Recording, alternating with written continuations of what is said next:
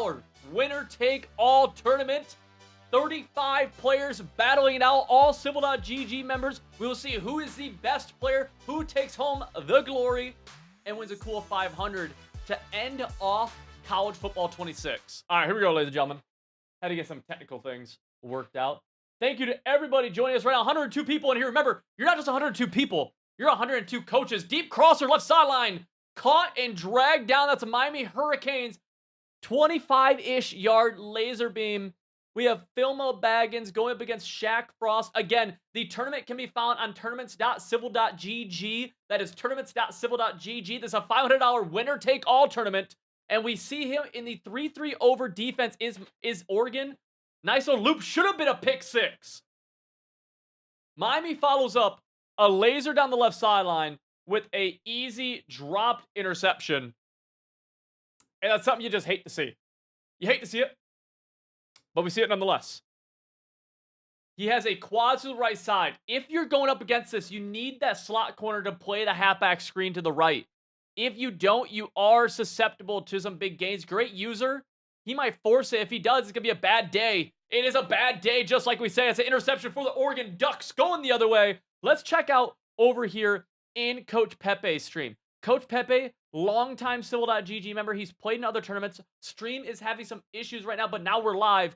And as a Austin Texanite, I am hateful. Oh, that should have been an interception. I'm hateful towards OU. I can't lie to you. Pepe is on offense right now. This is Coach Pepe against Ping Pong Zap, both longtime Civil.gg members. 3-man rush. Coach Pepe drops in the pocket, has the Texas route in the middle of the field. That's a touchdown for OU after the dropped pick. A wide open laser in the middle. If you're Ping Pong Zap on defense, you do need to lock in a little bit more. Remember, we have no field goal block glitch in this. Do not make me have to remove you from the tournament for field goal block glitching. I am begging hands and knees. Great touchdown. Let's move over here to the Texan Hawk as we have another Oregon user. This time against Texas. We unfortunately do have to deal with Stadium Pulse. Ideal world would be no Stadium Pulse. Unfortunately, we don't live in that world, so here we are. In the gun tight open, this is not something we run a ton of on Civil.gg. I'll be honest with you. I'm not crazy about gun tight open. Goes quick fly. I love that read. Round of applause to Texan Hawk. It seems like a very simple read, but a lot of times people put these flat routes on the field and no one really looks at them. Yeah, I see what you say, Quit. I'm with you. It's brutal. Inside zone. Nice flat route. Good. Nice auto broken tackle, too. You can use any playbook, just can't be a custom playbook. We are in the Longhorns using the empty bunch. That's the Baylor offensive scheme on the site. We're going to see what this looks like with the drop back. Corner route. He actually almost maybe had it if... Oh! Risky throw. Corner route broke weird. And we have a huge touchdown right there. We catch the very end of on your screen right there from Pootie Tang. Looks like he's scoring, tying the game up at 7 a pop, assuming he makes the extra point. Let's jump over to Jordan Nelson. We'll refresh the stream really fast. He's actually down quickly, down 14-0. Fired up. I believe this is Scotty O. One of my favorite parts about these types of streams is I get to see a lot of people who we interact with on a day-to-day basis in Civil.gg, in the Discord, seeing their clips, seeing their film. Everybody's playing against each other. One person will come home $500 richer at the end of today, throws the bubble, immediately gets outside, and he falls down. I love that from Scotty O. Why do we like the fall down? Question for the chat. Question for the chat. Why do we like that right there? In route. Got it. Prevents a fumble. Chew clock. Run some clock. Run some clock. That's right. That's literally the point of it, is to run clock. Now, you run a risk with that, of course, though, right? You run a big risk when you do something like that where you may not score. But if this ball is tackled inbounds, LSU will not get the ball back. So love the clock manager. Actually had the Texans a little bit sooner. Would like a pass lead backwards right there. That would have protected the ball a little bit sooner. Actually could have thrown the ball a little bit sooner as well. Ends up catching it in traffic. So we love that. Just could have pass let it down, would have gotten a nice little catch behind, and a possession catch would have gotten you down. Run this clock down. You have plenty of time.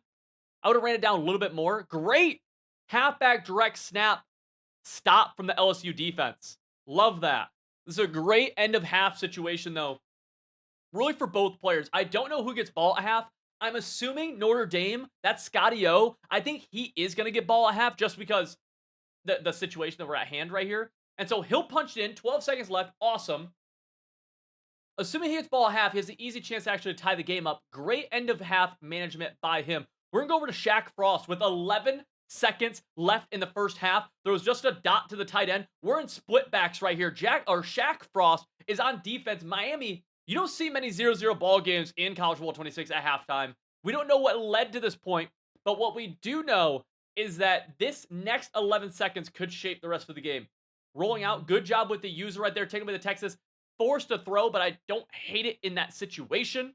Now at zone 37 with 6 seconds, you really just got to get back. It's unlikely you can get to field goal range. Slayan, I see you. What's up? Inside zone. I don't even hate that play call. He'll go down.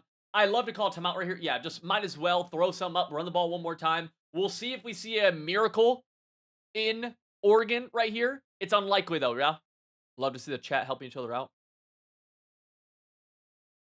If I'm the defense here, just get everybody back. Get everybody back.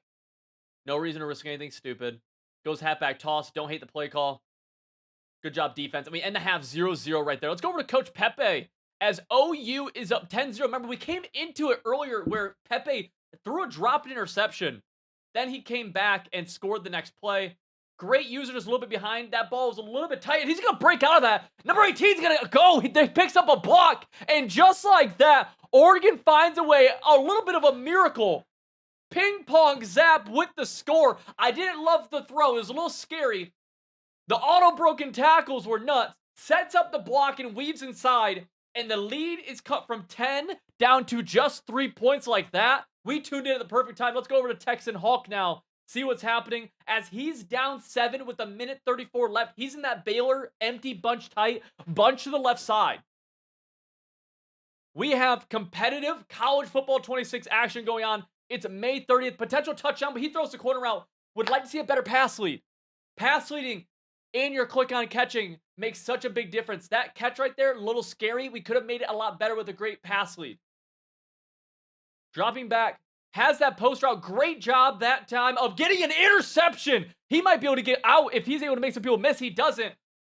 Kind of a bad catch animation. I actually didn't hate the throw. I thought he clicked on and came back to the ball decently. He got that kind of jump up catch animation. I wonder if he even hit a catch option. A lot of times that happens when you let the CPU catch the ball. So I wonder if he just kind of let it go.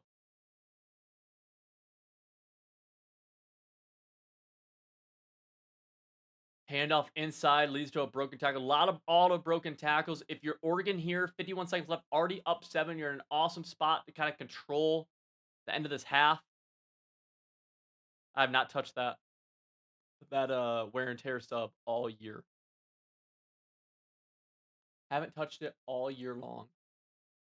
4th and 15. Not only one route going the distance, though. 2, I guess. Bad route combo from Scotty O, and LSU goes up 14-7 with ball now. Let's go back over here to a 0-0 ball game in the third. I want to refresh just to make sure that we're not missing anything that's gone on here. We haven't? Okay. Favorite for this tournament? I think it's got to be Zach Attack, or I'll throw it to Beanie as well. Couple of favorite. Oh, Gunsmith might be up there too. Nice inside zone. We may have our first score of the Oregon-Miami ball game right here. There's potential for our first score. There's also potential for heartbreak. Gonna be a halfback dive, likely. It is a halfback dive. That's a duo dive. Gets an auto-broken tackle. He's into the end zone. That's not auto-broken. He spammed the A button, threw the man off of him, and the Ducks salute to the crowd. They'll take a 7-0 lead pending the extra point. Let's pop over to this Oklahoma game as that's swatted, and Oregon over here will get the ball back down just Trey. A big turnaround has happened here as Oregon were just moments ago down 10-0. Now with the chance on any given play to tie the ball game up. If you're Oregon on offense here, you got to watch out for this 3-3 blitz coming off the right side. That's a tight throw, able to fit it in underneath the defense. Good pass lead. Clock is going. Clock will run. 38, 37. Both players happy with the time. And this is where you have to be disappointed with your reads because he called that play. Halfback was leaking out of the backfield on a speed in route. One of the best routes in the game. If you ever watch our videos, you hear me talk about this. And he totally misses the read. Leads to an incompletion, almost an interception. We have to make sure we're aware of all of our routes, especially a great route like the halfback speed in. This time, we drop back. Nothing really there. That would have been intercepted or should have been if it was a good throw. Oregon, Ping Pong Zap is the player. We need better execution. Play calls are there. Need better execution. Gonna go corner route deep, and he gets swatted. He should settle for 3. If I'm him, I definitely do. He will not. I do not know why he won't. He definitely should. After this conversion, we will take a quick look at the bracket. 3-3 over on defense. He's going to man up the halfback. Got to watch out for a deep curl route on the left side.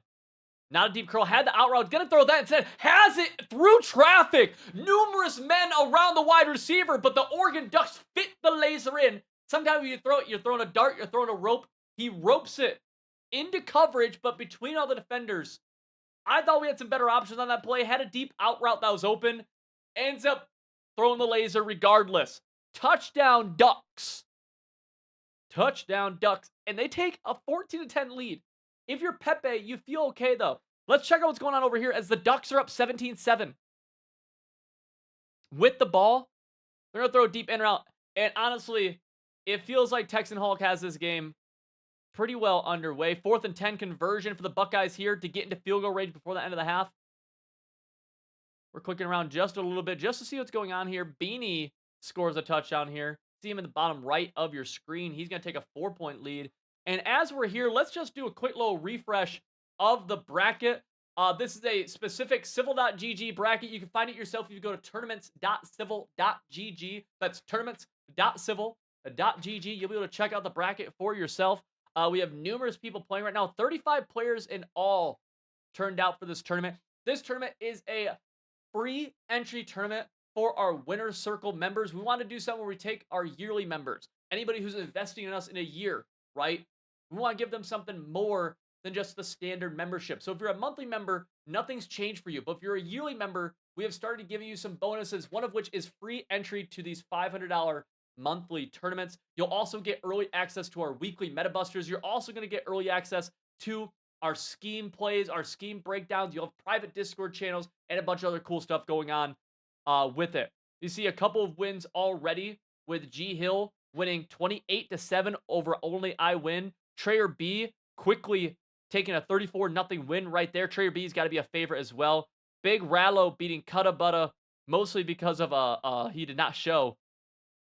And I don't think we have any other games that have finished up quite yet. As we will pop back over here. Let me actually see if Trayer B is live. 'Cause I think he usually does stream twitch.tv/Trayer B.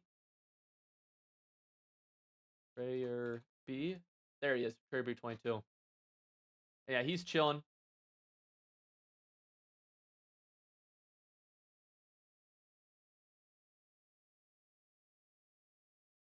Zach Tag one. I'm outies. Nice.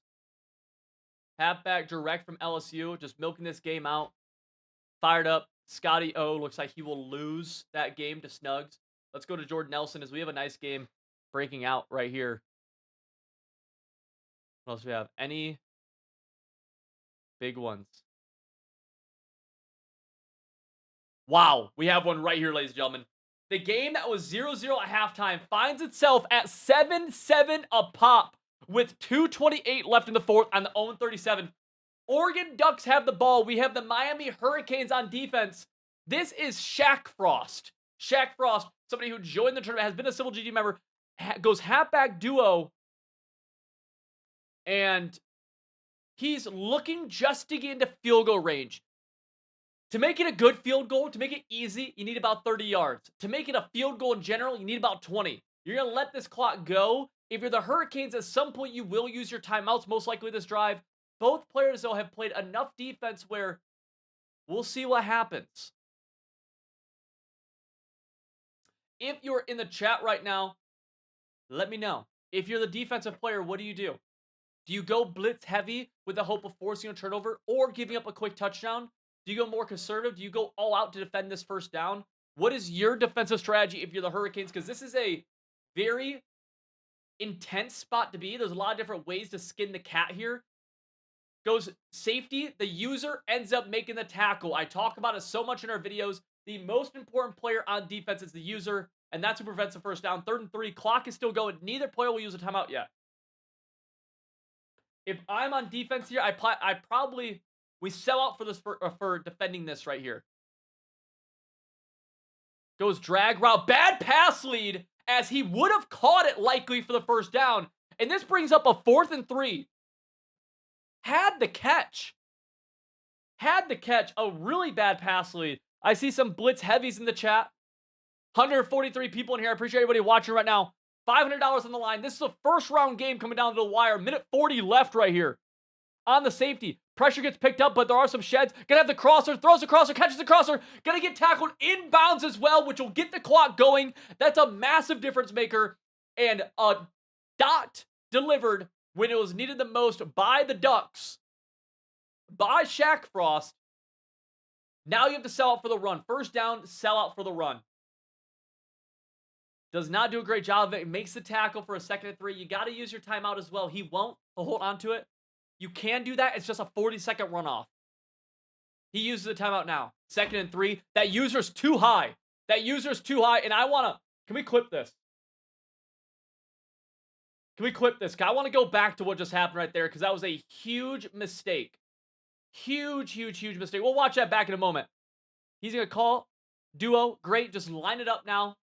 You will be able to kick a game-winning field goal, Shaq. This is very, very bad from the defensive player. And you know why? 2nd and 3. Everybody and their brother knows it's likely going to be a run, right? Look at where the user is.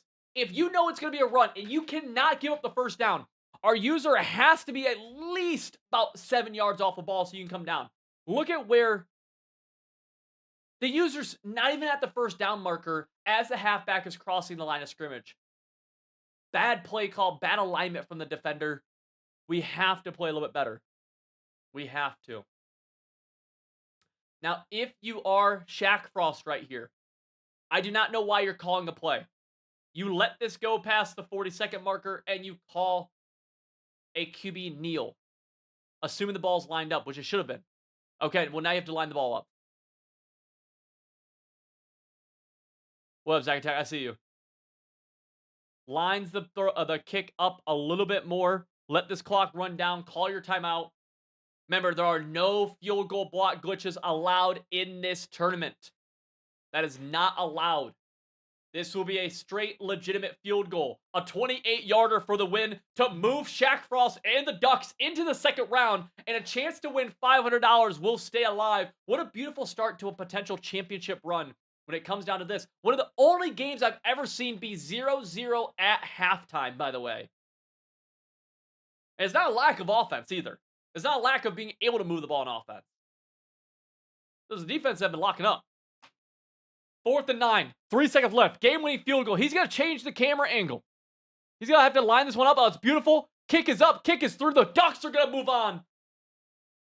And down go the Hurricanes. Let's move over to this game right here. As at one point, we had Coach Pepe. Believe it or not, Coach Pepe was up 10-0. Now finds himself down 11 with 2 minutes and 15 seconds left. He's going to flip his formation. We need to get this snap off, though, soon. Trying to preserve a lot of time before that 2-minute timeout. He's going to snap the ball.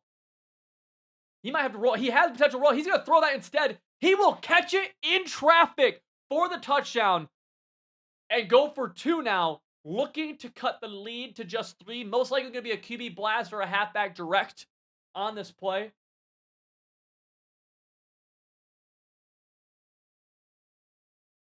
Let's see what's going to happen here. He's in 5 wide, slot flat screen. One of my favorite 5 wide plays. You have to worry about the defense knowing that this is going to come, though. One of the issues with it being a Civil.gg tournament and a great defensive play, keep it to a 5-point game. If you're Oregon, you would love to find a way. Here's a thing. You would love to find a way, if you're Oregon, to get this kick return to the 2-minute timeout. You would love to find a way, if you're Oregon, to get this kick return to the 2-minute timeout. Like, that's huge if you can. Nah, he doesn't even try. Because that would take a timeout from OU. OU in a very blitz-heavy style defense. That's great in that situation because that's going to blow up the run right there. Going to bring it to the 2-minute timeout. But notice, that's why I was saying earlier, if you're Oregon, you would love for that kick return to be able to milk off 5 seconds, which is hard, by the way. But if you could, then that would have forced OU to use a timeout already. Instead, now, you won't have that. We're going to see, those flats were a little bit, okay, they ended up being fine. When I saw the play out for a moment, there's the first timeout used by OU. We are now in a passing, very obvious situation for Oregon. A 4th down would be very interesting. Corner route's there. Corner has a bad pass lead, though. He's going to catch it. But a very bad pass lead. There's still life for OU. But the chances have become slim. One of the big things we have to have happen if we are on defense here is to blow up this run. This run, we know it's going to be a run. It cannot get a single yard. And we do a great job of it. Burn our timeout immediately. We have a chance to get the ball back within about 20-ish seconds, depending on how these plays play out. That is life in College Football 26. I don't know about you. I've been in this situation both on offense and defense with the ball, or playing defense against somebody with the ball with 20-something seconds left, and I've either won or lost. That is enough time. I've seen craziness happen. I've seen greatness happen. And Dub P needs to find a way to come back. He's the Ohio State or the OU user. That's a first down. It's going to cut the game off. Ping Pong Zap finds a way to win. He was down 10-0 at one point. Comes back to go up 21-10. Then secures the needed first downs. Go into the victory formation, my brother, because you are moving on to the next round. Let's go over and see if we have another great game going on. This game is apparently over. Let's go here. End of half. That game's not looking great. Jordan Nelson, 4th quarter. We have a 3rd and 7. If he gets stopped right here, he could kick 3 to tie it. Texas 4-man. You gotta watch out for the scramble when you do that. Boom, goes in route instead, gets the first down. He might fight for more. That's going to be all the way to the inch-yard line. Sometimes, some people call it the hardest inch to get in America. That's what I've heard, but I won't lie to you. This defensive front that he's in right now is going to give up the QB sneak. Gives up the QB sneak. He got 4 yards on the QB sneak. Need QB sneak defense. Need it. Need it, need it, need it. We will come back to this game momentarily. We're going to click around really fast. See what's going on here. Stay alive drive. Beanie on defense. Beanie a favorite in this one right here. Stay alive drive from Ohio State. Ohio State's going to try launching. It's going to bring up a 4th down. I do want to take a gander and see what other streams are going on here. Shout out to everybody who is streaming for us. You guys are absolute legends, absolute G's. That's a 28-0 ball game, and I am going to leave this. Sorry we tuned in. I'm sorry. Better Call Saul was streaming, I think, but he's gone. If you know of a good stream, please make sure you say it in the chat. I throw dots. I saw you talking earlier. Who are you playing? Oh, I think, are you playing, not sure. Are you playing Beanie? Might be. Go back to this game. Because Ohio State's going to throw the tight end flat. He gets a weird animation upfield. I actually don't know what happened. Kevin, it does not right now. That's not in the plans currently. The monthly tournaments are, though. Hate the route combo from Ohio State. Hate the route combo. Ends up... No! No! And he drops the interception! And he drops the interception! No! No! Terrible route combo. has it open actually because he just went curl fly on one side, which is okay.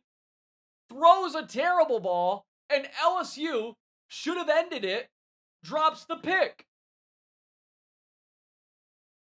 So now, we drop back to pass. Pass rush is picked up. Goes A over the middle, has it. If you're LSU, you're sick, though. You're sick. Let's watch this play back and see why is Civil so dang upset about it. Well, let's see. 3rd and 3. This is not a great route combo when you take your outside left wide receiver and put him on this streak. This streak is not open. It won't get open against anything. Curl fly on the right side, that's fine. This little snag route, fine. And what really upset me is that the route combo on the right, this is the read. That's the read. You're reading high-low on this right side. Instead, he forces the ball outside, throws what should have been an easy interception, but now he stays alive as Ohio State picks up another first down. He's down 4, so 3 points will not do it. He will need 7. And if you're on offense here, you do need to chew, and that's great clock management by him. That is awesome clock management by him. I love the defense selling out for the run too, but he ends up squirting out of there somehow. If you're LSU, you're sick. No way around it. If you're LSU, you are sick right now. Remember, ladies and gentlemen, you are able to self-report your scores in the tournaments.civil.gg app. Make sure you do that and make sure you are winning your games and getting credit. Or if you're losing, drops back, screen. Shoot by the user, misses just a little bit. Goes juke move, throws somebody off of him. The Buckeyes are fighting right now for Jordan Nelson.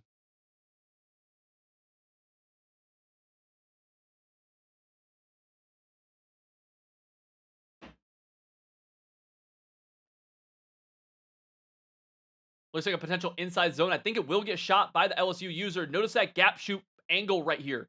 Look at it shoot right through here. Like him a little bit on the right side right here. It's going to be a power option, though. You don't see many of these. I get scared whenever I run one, and this clock is getting low. He pitches it out. He's got a one-on-one. He makes a miss. He's going to be able to get into the end zone. No! Down to the 2, and that's a timeout from LSU. Down 4 at the 2. You got to sell out if you're the Tigers. Because you can give up a touchdown, get the ball back 18 seconds, you just need 3.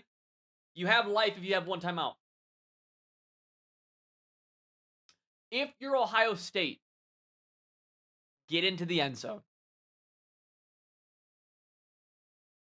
Get into the end zone. I hate this play call.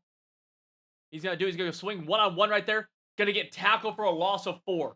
That's going to bring him to the 5. This is do or die time now for both players. There is no longer enough time for Ohio State, or I'm sorry, for LSU to answer back if they give up the tutty. Second goal from the 5. This is Jordan Nelson versus not Tim Cheese. I do not know that reference. We have bunch wide. I'm worried about an RPO right here, but he's going to go to the wide trail. Love it. Has RB back down. He's going to go troll. Bad read into double coverage. Had the touchdown. Highball that pass, lead it down. You can snag it. He doesn't. And almost bad news. 3rd and goal from the 7. Stem down corner route, left side. Potential drag or Texas route. He's going to throw the drag. Drag is broken tackle into the end zone. If you're LSU, I'll say it for you, you're sick. Throws it into traffic. Gets the broken tackle. Then falls into the end zone. LSU with just 7 seconds left to find a way to get 3 points. If you fair catch it and get it at the 25, you could... Yeah, that's what he's going to do. At the 27, you could get into field goal range in 6 seconds. Maybe if you throw a seam.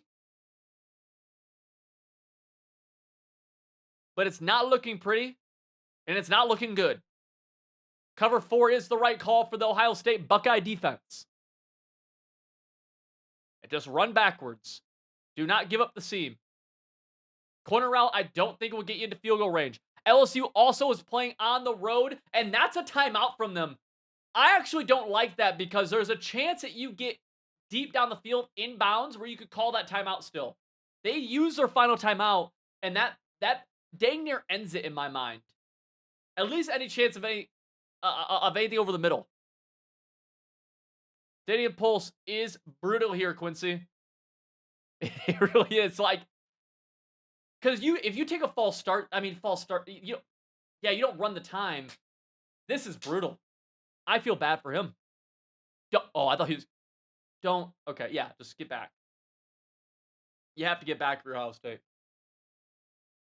Just get back. Don't call anything. No, just you're overthinking it. You're overthinking it. Just run back. Now you're not even selecting a play. Oh. Okay, he's in cover 4. Just get back. Run back with your user. Run straight back with your user. LSU fighting demons right now trying to make a hot route. There's nothing he can do. He can't make a hot route. If you just run the ball. Honestly, just run the ball.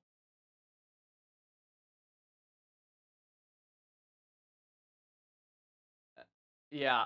Just seriously run the ball. Like halfback draw. Inside zone. You can't make like if you have a cover 3 bomb, you can go to it. Like there's no bad play call here because they're all terrible situations, right? Like there's genuinely no bad play call because it's so dire. It's like whatever. The hot routes is brutal. $500 going to the winner of this tournament. Both of them trying to fight for their life. Gonna have a deep. Oh, he might have it. 1-on-1 over top. Cover 3 bomb. LSU into the end zone. Without being able to make hot routes, fighting for his life. The man up 3 deep gets bombed over top for a last-second score from the Tigers. If you're Ohio State, you are sick right now. I said it didn't matter what he did. The chat said it was impossible. Not Tim Cheese says, watch this. He's going to move on. That is baffling. That is a great lesson for why when you run man up 3 deep, you deep half the safety still because it is still a cover 3. We've talked about this on the YouTube channel even, that you can bomb man up 3 deep. You can bomb it. It's actually not very hard. Check this out. We even have from Mr. Civ, man up 3 deep. Did you know man up 3 deep is bombable? And it's actually easy. All you need is a cover 3 bomb. That's what he does right there at the end of the game to win it for him. That's insane. That's crazy. And we're going to move right over here. Look around really fast just to see what we have. Nothing there, nothing there. Trayer B blowing him out. That's a blowout right there. Anything happening here? No? If you have a game, let me know. I know we have more streams going on. I just trying to catch the different games. Take a look at the bracket. Again, if you're tuning in wondering what this bad boy is, this is the Civil.gg Winner Circle $500 monthly tournament. It's our first ever Winner Circle monthly tournament. $500 on the line. We have 35 users. Winner take all. Zach Attack, a favorite in this. Trayer B, also a favorite. He's in this game right now, blowing this opponent out. Ping Pong Zap scraped by Dub P. He was down 10-0. It came back to win 21-17. CDG, not familiar with him, but a 28-0 blowout happened here. You can't say terrible defense, I feel like, Connor Berry, because, like, I guarantee 99% of players just sit in stock man up 3 deep right there. But that's why you have to run straight back with the user, and you need a deep half, too.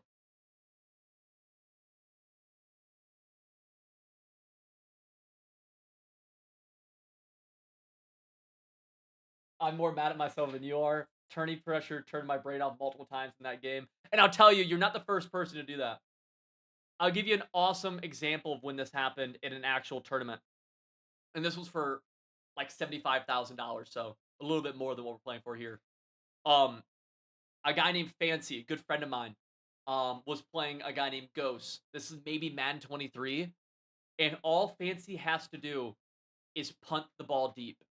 Just punt the ball deep and you win the game. There's like 6 seconds left. He's up 3 and it's 4th and 20 or something.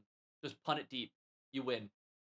Fancy tries to punt it out of bounds, which is not a bad idea, right? You punt it out of bounds. He has no time left. GG's. Fancy shanks the punt. The punt goes 5 yards. Ghost kicks a game-tying field goal now because of this. Fancy is one of the greatest Madden players in the history of ever. One of the greatest college football players in the history of ever. Shanks a punt. He ends up winning in overtime, but he nearly lost because he shanked a punt. Brutal. Yeah, I mean, it is brutal. It is brutal. I'm going to give it to you. But the reason I want to host these tournaments is I want you to, as much as like these are real stakes. $500 is legitimate cash. And someone will win actual $500. You will take it out of my mouth. I am paying, right? It's not $500 in value. It's 500 American dollars, which could be worth less tomorrow or maybe worth more, whatever the economy does. With that being said, though, I want you to take what you're learning from this, and when you go into your next gauntlet, your next ranked, your next dynasty, you don't make the same mistake, right? Because those things are going to be more important than this, likely. It does happen. I've made some real bad mistakes. I've made some, and the Stadium Pulse is nuts. We're gonna put on here and just see, do we have Hootie Tang? I already have you up. This game's cooked. Gunsmith? You guys about to load in? Heck yeah. If you have a game, let me know. Only you're not. Jaywalking. No. Browning Clay. What up, big dog? You're inviting. Awesome.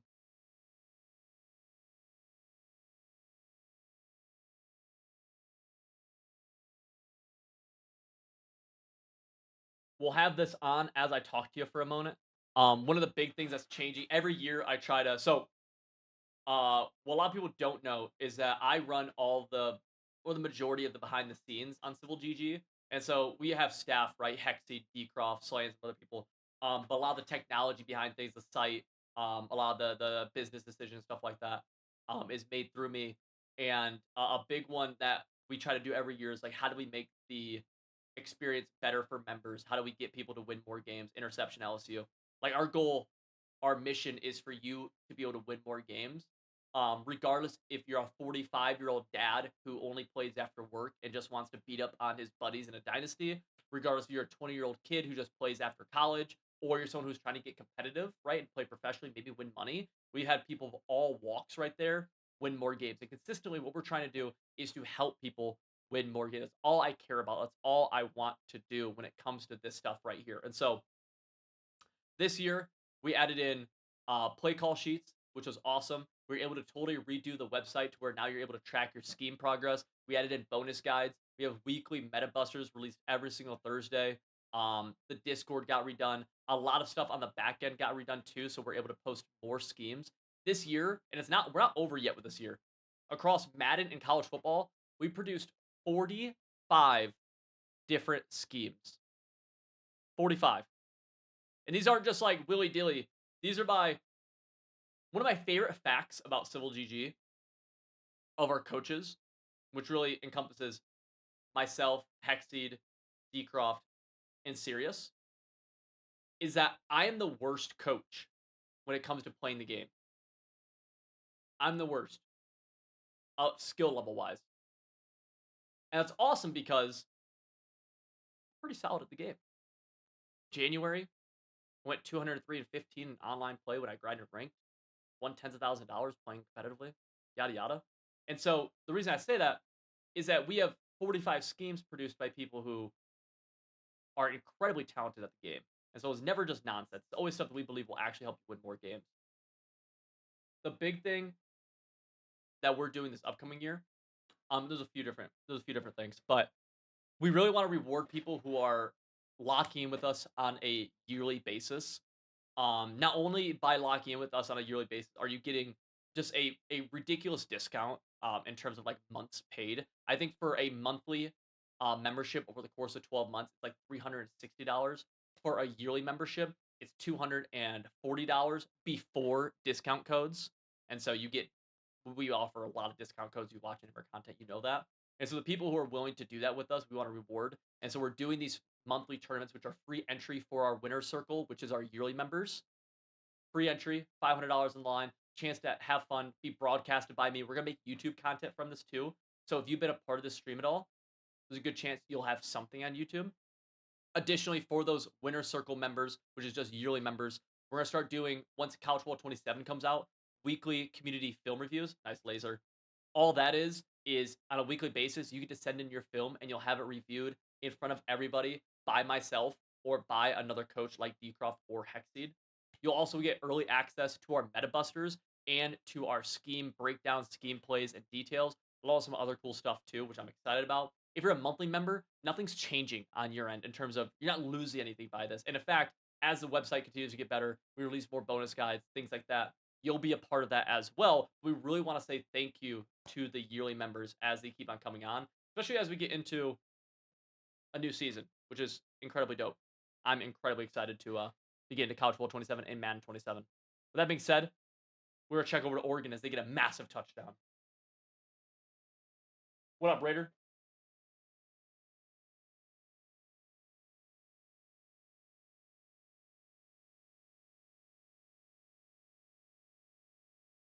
Oh, Jordan, there's a good chance. We need to see. I've never made like tournament content from something like this before. And so we'll see how we break it down. We have like a game plan for how we want to do it. But we don't know 100% yet. Let's take a look at the bracket.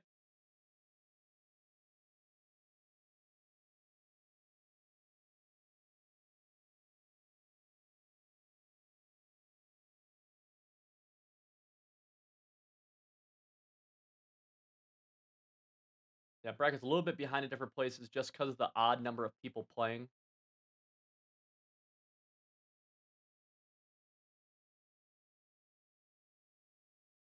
Nice.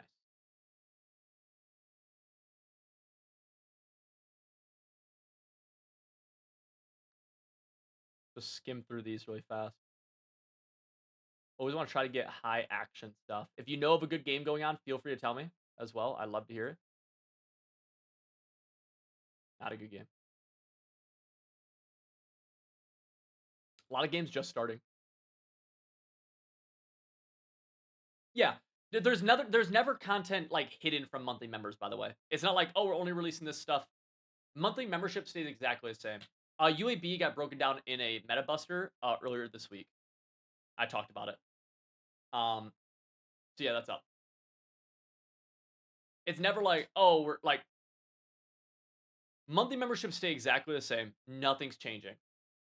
Yearly members, we're just giving content a little bit earlier, and we're giving you some bonus on top of that, like our weekly Discord calls, like free access into these tournaments, like our meta busters and our schemes a little bit early, just as a thank you for those people.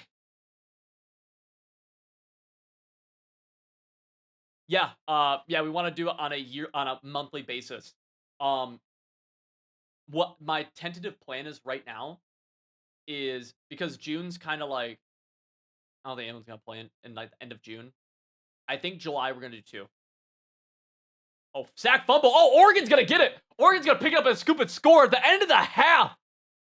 This goes from Indiana about to at least kick a go-ahead field goal to instead Oregon scoops and scores the other way to go up 7 points. That's 14-7, assuming the extra point goes in. That's a big deal. That's big time.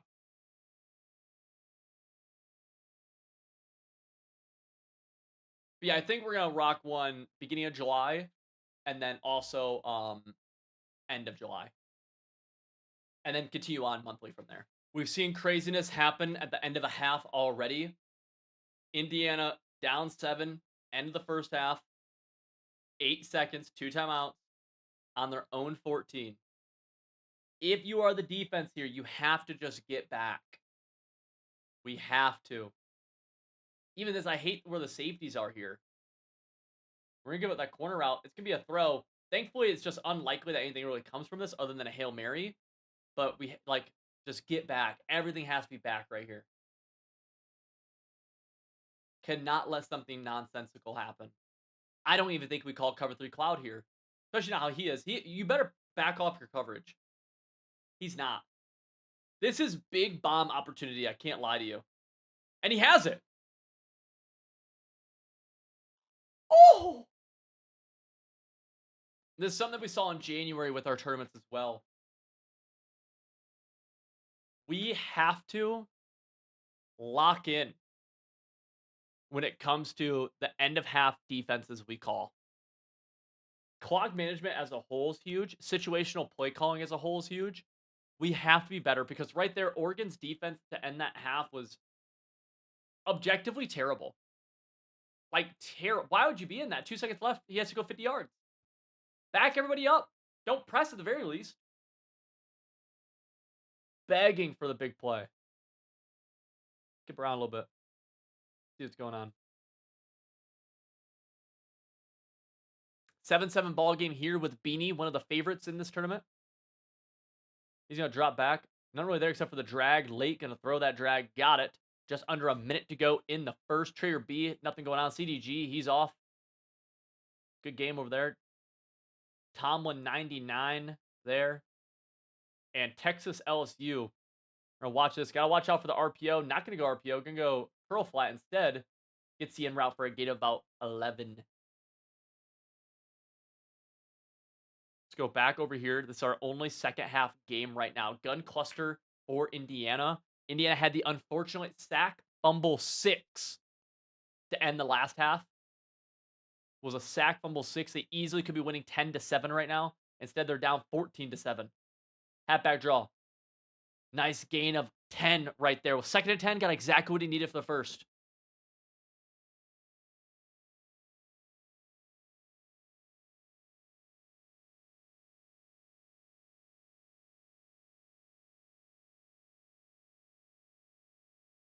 Cut about it. I need more context, brother. Help me help you. For your next message, when you type it, think about how can I give Civil as much context as possible as Civil's trying to multitask right now. How can I make it easy for Civil to know what's going on? Wow.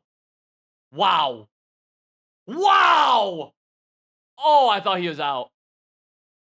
Gun cluster, play action. We're going to see Mendoza take off up the middle. Mendoza's going to get down for a gain of 9. That's 2nd and 1.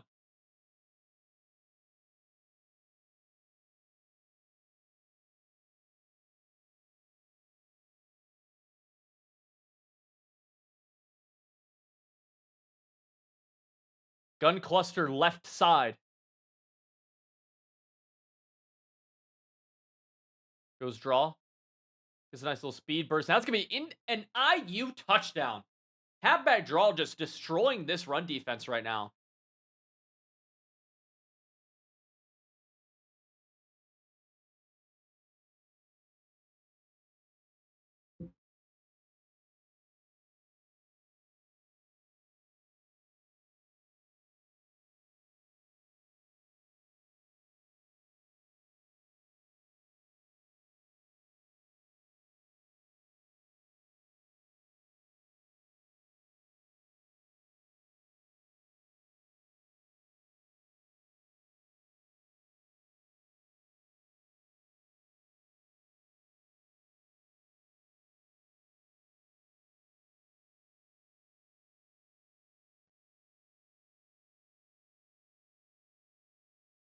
Cutabutta is upset that he just now joined the Discord and missed his game an hour ago.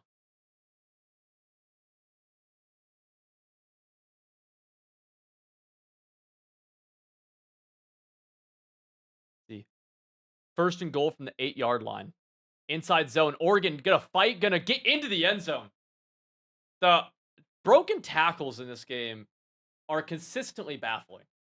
Sorry for having to look away for a second, boys. I had to handle a dispute in the Discord. 2 people had a first round. Wow, that's a bad sack right there, down to zone 1.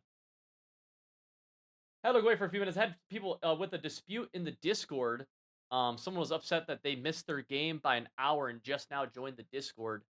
Had to unfortunately tell them that you are disqualified if you miss your game for an hour. That does stink. I'm with you. That also is reality. Indiana takes a terrible sack, gets down to their own 1, and now we have a pause from Indiana. Not totally sure what the pause is about, but as they get that figured out, we're going to move over. Jordan Nelson, that was that very upsetting end of game over there. Trayer B, two favorites right here, Beanie and Trayer B. It's going to be a deep kick. Ole Miss going to be on a little bit of a stay alive drive with 1 minute left in the first half. And we're going to tune in over here, check out Beanie, and say, he's playing dang I'm good. I see Goat Geezy in the chat. What up, Goat Geezy? You know Big Dog got to eat. I mean, someone's got to eat. He ain't going to eat by him. So no one going to eat for him. 2-4 single mug for Beanie. He's been running a lot of Tex, 2-man likely, containing off one side, then running the Tex off the other side. Watch this right side right here. Likely going to be a little Texas 2-man. You see it right there. Gets a, not a shed. It's going to be a bad throw. Almost picked off. Would have been GG's likely. Drops the pick. Beanie's upset. Beanie, if you're watching this, by the way, I recommend a ring light. Spend $20 to $80 wherever you feel comfortable with. You will likely get a better ring light for the more expensive you pay. $20 to $80.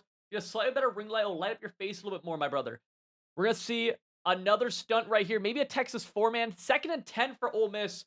Trying to stay alive. We can't make another bad read like we did before. Pressure right over the middle. Gonna throw it. Gonna get deflected by the offensive line. Hit as he throws. 57 seconds left in a 3rd and 10. Beanie playing on PlayStation. Something PlayStation players are notorious for is clipping and watching back every single play. He clipped right there. Nothing to clip. Respectfully. Nothing to clip. We have pressure. A stunt on the left side. Contain on the right. Half stunt, half contain. Actually, it was double stunts. Play art was bugged. Good user. Gonna be a 4th and 4. I thought it was a 4th and 2, but 4th and 4 for Trinidad and the Ole Miss Rebels. This one, if we don't pick up the first here, you don't want to call a game this early. You don't. But Beanie is the type of player to make this a GG's. I'll say it. Now, where you can go wrong if your Beanie is over adjusting sometimes. I will say I hate the offensive formation here. Pressure off the right edge. I think Beanie gets a stop. And that's going to be a nice catch in traffic to keep the Rebels' hopes alive. They're going turbo right now, getting to the line of scrimmage. They're going to try snapping fast. That pressure did get him coming off the right side, but the dot was there quick enough. A little bit of buffering on the stream. That's okay. Great switch stick. You need to throw that ball away. He does it. Throws into traffic again. And it looks like it was a gain of nothing and a timeout. We are now buffering in the stream. Let me refresh, see what's going on. Ole Miss versus LSU. Beanie on defense as LSU, looking to end the game on this drive potentially. Ole Miss is fighting for their life. I don't know who gets ball at half. That's a huge difference maker in this. Crosser, gonna throw it. Great pass lead, but ends up being taken away, knocked out by the Tiger defense. Each and every person tuning in right now, I appreciate you. This is a different streaming platform for me. So if you're tuned in right now, I would love to get some feedback from you. Do you know me from other places? Do you only know me from YouTube? How did you first find out about me? Do you just watch our videos? Do you not watch any of our videos? Give me some feedback. It's just helpful for me to know where the audience is coming from. Helps me know what to talk about. Throws it into traffic again. This time, it will be picked off by the Tiger defense. Not a pick six, though. I thought he could have made that happen. Gets tackled as an own 48. And let's go back over to the Shaq Frost game as we are now in do or die territory. 2nd and 3 from the 27-yard line for the Indiana Hoosiers. I'm from the Midwest. I'm born and raised Southern Michigan. 10 minutes from the border between Michigan and Indiana. We're going to see an RPO read wide flat. Throws it to the tight end. Tight end tackled short for a 3rd and 1. 7-point deficit. 3rd and 1 on the 25-yard line. You want to play the clock game some here too. You want to end this game, end the 4th quarter rather, scoring a touchdown, and then you decide if you want overtime or not. You decide. Goes to another RPO, gets a speed burst through there too. if you're the Hoosiers, you want to run this clock down. Get it underneath 40 seconds before you snap this next ball. You have all 3 timeouts. You have all the time in the world. You want to make sure you don't score and give the Ducks plenty of time. This has to be a true clock situation. We cannot snap this ball yet. I'll be very upset. Kenny is upset right now. Sybil's upset. Should have ran that clock down more. Clock's now at 47. Hoosiers in the doubles. Doubles to the left side, halfback right. Mendoza takes the snap. Pressure up the middle. Mendoza tried hitting the open drag, but that pressure was too fast. One thing you need to make sure you're doing is setting your auto base protection to empty. It'll help a lot against a lot of these stunts. I don't know if he's doing that on offense, but if he's not, that's something he can do to help. It will not always negate it, but it will help it. Tom two-man stunt is a very good one. Use in the middle of the field. Gonna throw that drag again. The defense hasn't been defending that area, and now with 34 seconds left, I hate the timeout from Indiana. Let me ask you, why would the Hoosiers call timeout there? Why would it make more sense? Why would it make any sense for the Hoosiers to call timeout? They have plenty of time. You would snap the ball with 25 seconds left with 3 timeouts. You would have been fine. Inside zone scores and just gives Oregon Ducks so much time. 32 seconds. And all they need is 3. Great drive from Mendoza. Great worm celebration from the Hoosier skill players. But terrible clock management. And we may see them go for 2.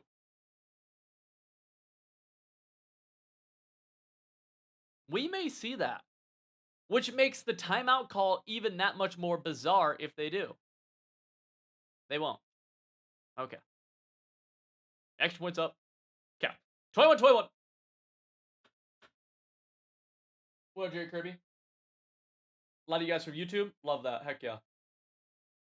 Love that, love that, love that. Appreciate y'all. Hoosiers will kick deep. Oregon will likely fair catch this in the end zone. They should. They do. 25-yard line, 32 seconds. Just need to get into field goal range. Need about 35 yards to make it a realistic field goal that I'm confident in him potentially hitting. Yeah, John, I was very close to Angola. We went to Angola a lot.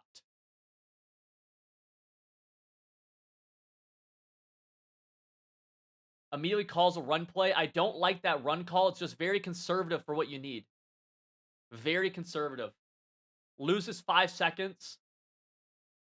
Loses 6 seconds for 7 yards. Not a good return on your yards. On your time.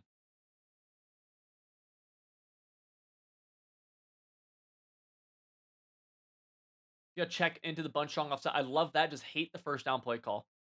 Likely gonna be a tight end on a post. Halfback on a streak. Let's see if that's a route combo or not. See, will you show your play art? You don't. I think that's crazy. He goes to this route combo instead. Halfback out of the backfield. Got kind of stuck right there for a moment. Takes a big hit. And the Ducks will not call timeout. They're going to go fast. Remember, the clock will be stopped until it's the ball set. You got to be quick, though. You can't. See, now you're taking a lot of time. You should have called timeout. You have to snap that ball from the formation. A lot of time being wasted here. The clock is winding down. And what is he going to do? He has the C route on the left side wide open. Had the field goal range dot wide open. And the Ducks squander it. They kill a bunch of time. They're now going to take timeouts into overtime likely. And they miss the wide open laser to the top left of your screen to get into field goal range to make all the mistakes not matter. A clock management blunder. There's still life if they can get to field goal range. But a big, big mistake right there. Has the halfback. Going to be an overthrow. We would have seen a sick field goal right there, actually. If he had caught it, would have been 60-something, I think. And we're going to get our first, I think, our first overtime game of the broadcast. Barring another man up 3 deep Hail Mary touchdown.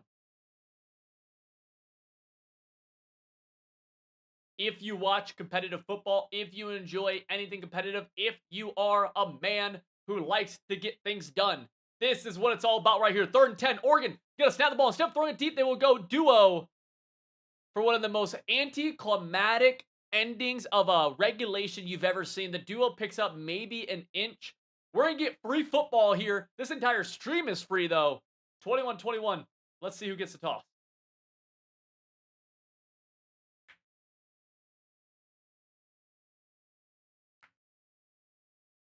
We will see Indiana and Mendoza take the field on offense first to begin this overtime drive. Remember, they will get the ball beginning at the 25. Regardless of what happens, we will also see Oregon get the ball at the 25.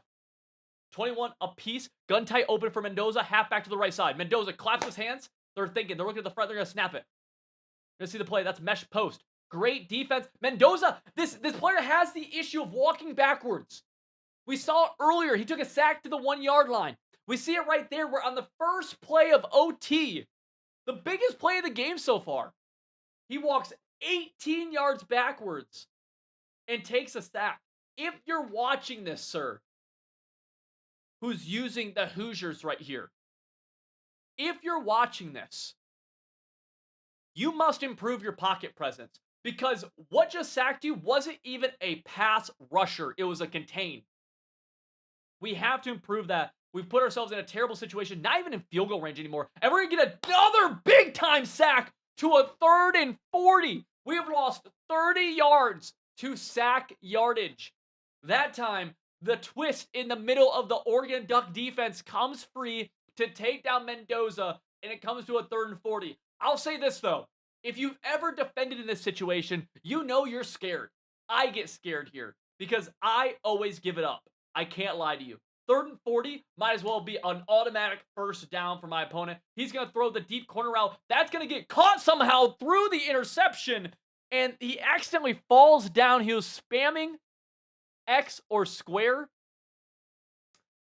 or A or X, whatever, and he's going to settle for 3 now. Should have been at a minimum incompletion. Instead, he gets rewarded and now has a chance to kick 3. He's going to kick it. That kick will be off the mark in an absolute overtime collapse for the Hoosiers. Mendoza and the Hoosier offense. Total 3 plays in overtime of snapping the ball. They lose 3 total yards combined and then miss the field goal. If you're the Ducks here, you don't need to get pretty. You don't need to get crazy. You just need... Honestly, at this point, I would kick right here. Running back did whiff the block on that twist. You know what? I've seen that happen in real life. Running backs whiff the block sometimes. You hate to see it, though. You do. I'll even call out the blocking, though, more of the halfback shouldn't even been blocking right there. It was a clear 4-man rush. Should have the halfback in a pattern. We're going to see the Ducks pass right here. I don't like it. I don't like that at all. It can work, but I don't think it's going to... See, I think you kick because you made that... Now it's a hard field goal. Grand Rapids is dope. Now it's a hard field goal. He's going to cut back in, but he falls. He gets a favorable fall animation to the left side. 4th and 3. Game-winning field goal right here. Remember, no field goal block glitches are allowed. If we see it, it's done. Oregon wins. We need a legitimate field goal. We will see if it gets iced right here for Shaq Frost.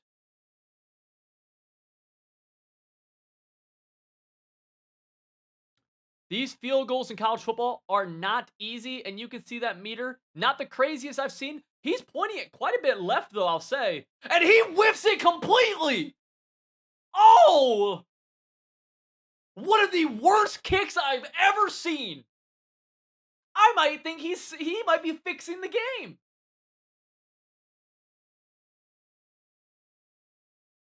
One of the worst field goals I've ever seen ever in my life. It was obvious he was going to miss from the way he pointed it. I might make both of these players lose. As tournament admin, as supreme ruler of this tournament, I'm open to the idea of disqualifying both of these players.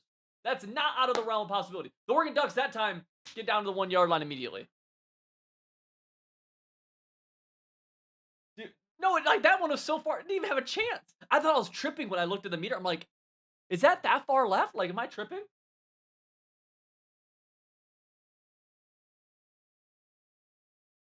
Gets down to the 1. We're not even in goal line defense at all, by the way. But he almost shoots the gap. Touchdown, I guess. Touchdown, I guess.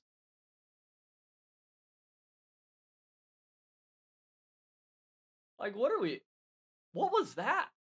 One of the worst field goals I've ever seen. Like, because it's one thing to mess up the meter, right? Like, the meter can be tough. I'm with you. But the arrow? Like, what are we doing?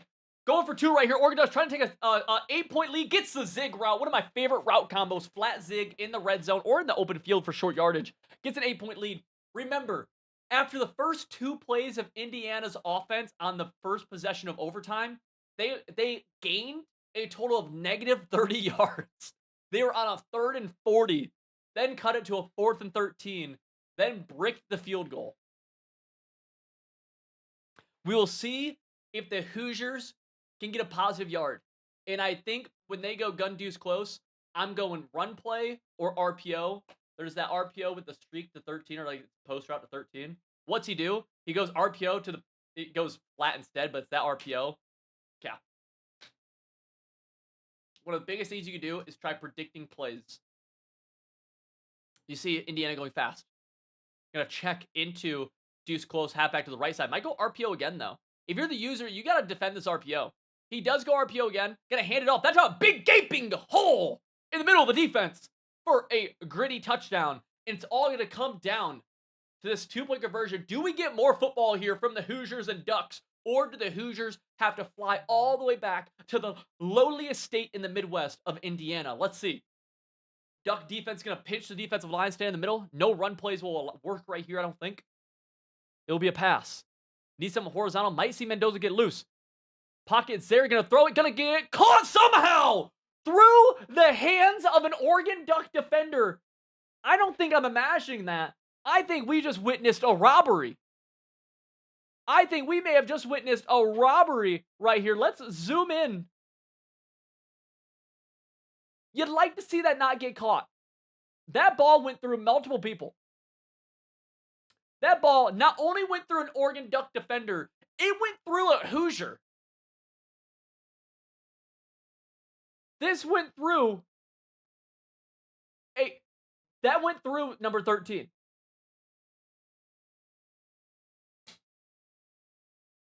I don't know what you want me to say. I don't know what. Okay.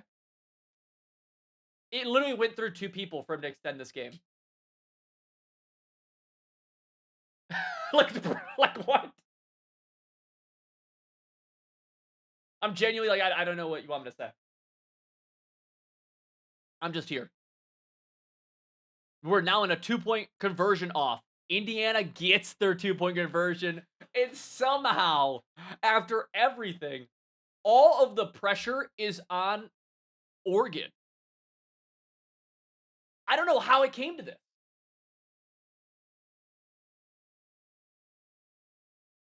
The Ducks now have their back against the wall in a game where I think they've won numerous times.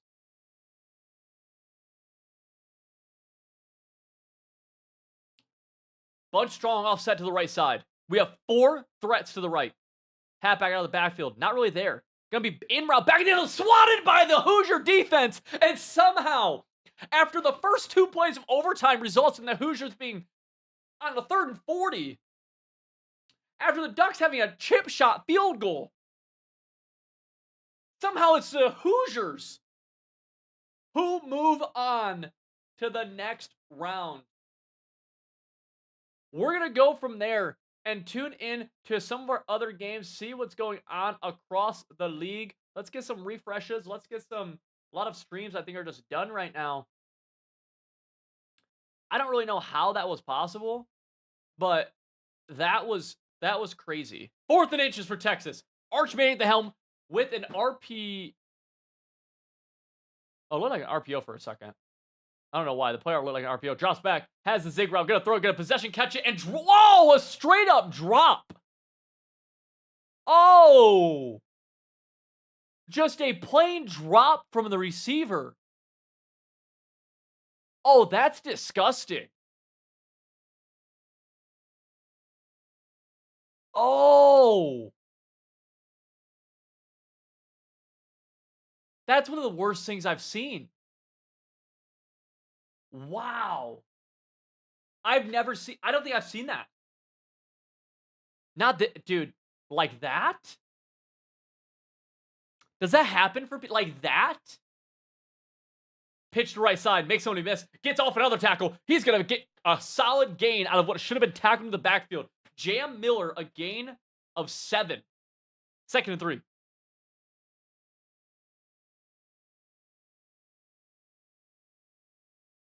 Ladies and gentlemen, this is round 3 of the Civil.gg Winner's Circle Tournament for the month of May.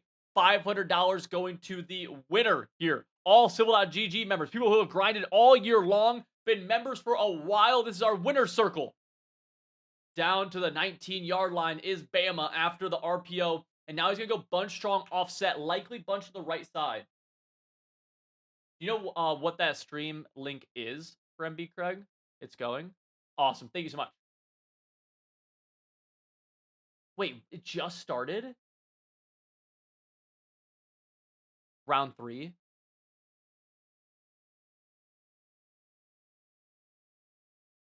How did it just start? These games are neck and neck. Wow.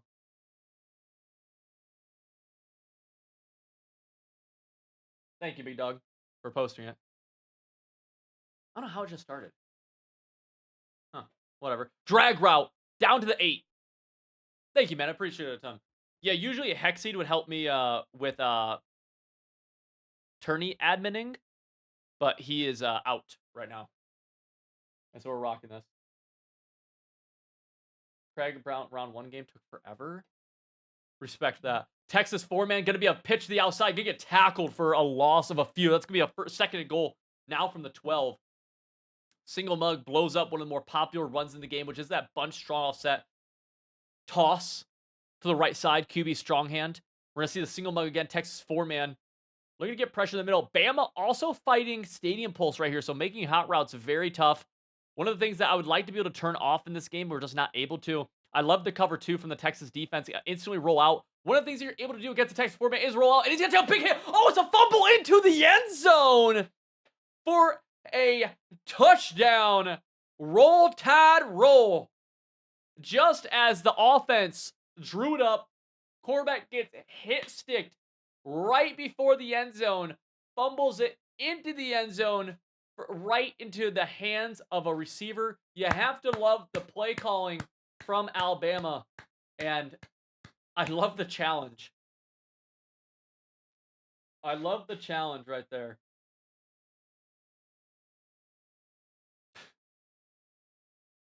The old fumble Rooski. We just watched the defense challenge a fumble, hoping that it would not be a fumble. One of the first times you'll see that. Potentially the only. Let's check in over to Beanie's game as we see it's a 10-7 ball game against XJX. That is a Debo. Or what's his name? Let me make sure I get his name right. That is going to be Debo. It might be, I don't know. Is it Debo? Regardless, 2nd and 5 for the bunch strong to the right side. Corner strike is the play call. We're going to see double drags. I hate that. Those guys are going to run very similar to each other. Actually, good spacing. Gets corner route. Great read into the shaded part of the field. What's nice about the shade over there is that as an offensive player, you can hide. But even better, as a defensive player, you can hide and come out of nowhere. You never see it coming. You're going to go inside zone. Cuts it upfield for a gain of 3 or so. Clock management is a thing you have to be worried about here. If you're on offense, what's the goal clock management-wise? Quiz for you. What are you trying to do here? The question. Throw your answer in the chat. I'm curious. I'll say mine in a moment. Either go 2 streaks, looking for something deep. Actually has it right up the seam. He's got it. Seam buster for a big gain. One of the things, though, is at 40-second play clock, 3 minutes left in the half, you could really milk out the half pretty easily without changing your plays a ton. And make sure that the offense can't get the ball back. Instead, big play, though, right there. No matter what, Beanie, who is LSU here, he will be getting the ball back. Just something to keep in mind. Bunch strong right side. Would like to see him take this underneath 240 before he snaps, just so you can take it to a 2-minute timeout. He doesn't. Good gap shoot, but the missed tackle, and the Ducks are going to gain 6 right there. Really poor clock management, though, because you could have ran that naturally down to get to the 2-minute timeout here. He's not worried about time at all. I understand that, but it's wrong. I get it, but it's wrong. Nice route combo here. Has the halfback in the seam. He does score a touchdown. But the LSU defense, LSU as a team now, plenty of time to strike back. LSU's only thrown 2 passes, and they have 10 points already. Let's check back in over to CDG. Bama 7, Texas 7, minute 35 in the first quarter. This game is young and spry. Halfback into the backfield, got it. Notice the halfback against zone coverage. One of the best ways to beat it is on that little seam route, little halfback streak. He goes horizontal, then he busts up.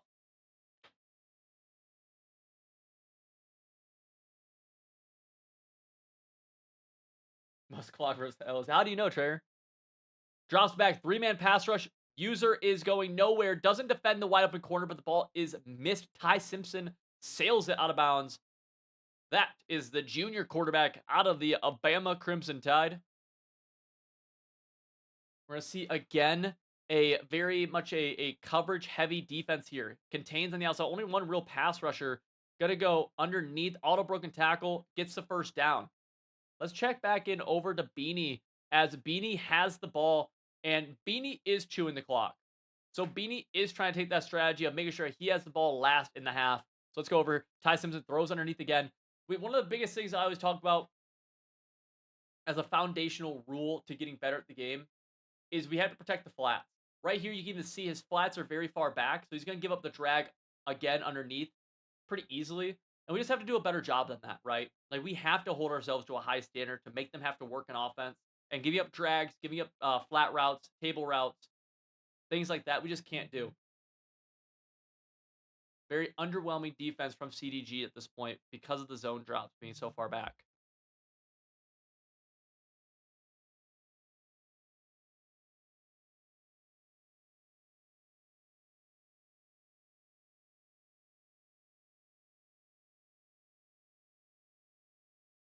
Goes inside zone, gets a nice shed.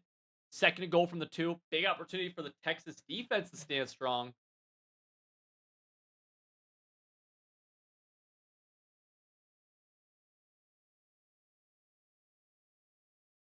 I'm trying to think. Oh, Trey, did you is it you talking about what happened in your tournament forever ago, dude, in January? That was terrible by you guys. That was one of the worst things I've ever seen by y'all. Pirate 3-man stunt right side. Second and goal. Safety's in the box. Safety should be able to shoot this gap pretty well. If you're Alabama, I'm not going to blame you for running, but I don't think it's going to work.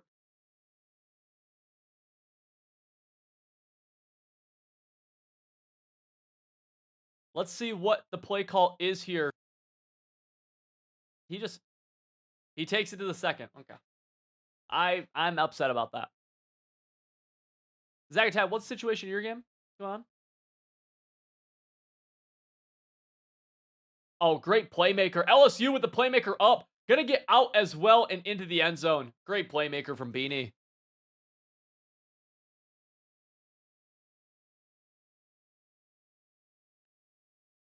Me too. I love it. I love CFB too. You guys both waiting? What are you guys waiting for? That game right there. You're way up here. Zagatab's waiting for... I don't know what's going on at this game. Not entirely sure. But we'll watch and see. Bama.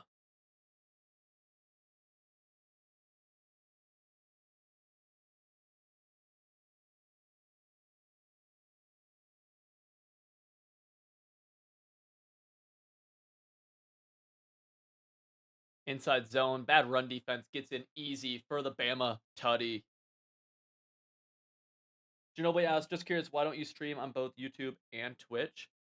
So honestly, for this one, like, I don't really stream, really. And so this is all, like, Twitch. I don't think Twitch would add a ton to what I'm doing right now. If I was like a consistent streamer, like yeah, then 100%. Like I'd probably at least I'd look into it more. Like this is my first stream in 5 months or so, and so I just want to boot up on YouTube. When you add in like another platform, like I just have more setup stuff I have to do. Right? I haven't set that up. Um, and so I did this. And so the reason I did it on Twitch or on YouTube instead of Twitch when I chose one is because on YouTube it can stay up, and YouTube's gonna reach more of my actual audience than Twitch will for me. So that is why. Bad route combo, by the way. Great pass lead, but bad route combo. Yeah, Ginobili. I mean, they're cool, dude. I'm not a streamer though. I'm not a streamer, man. Like it's not. It's just not what I want. It's not what I do. Great gap shoot from Bama, and now Texas on a 3rd and 11. Yeah, stream is cool. I think streaming makes sense to makes sense in some situations. I felt like years ago it stopped making sense for me, so I stopped.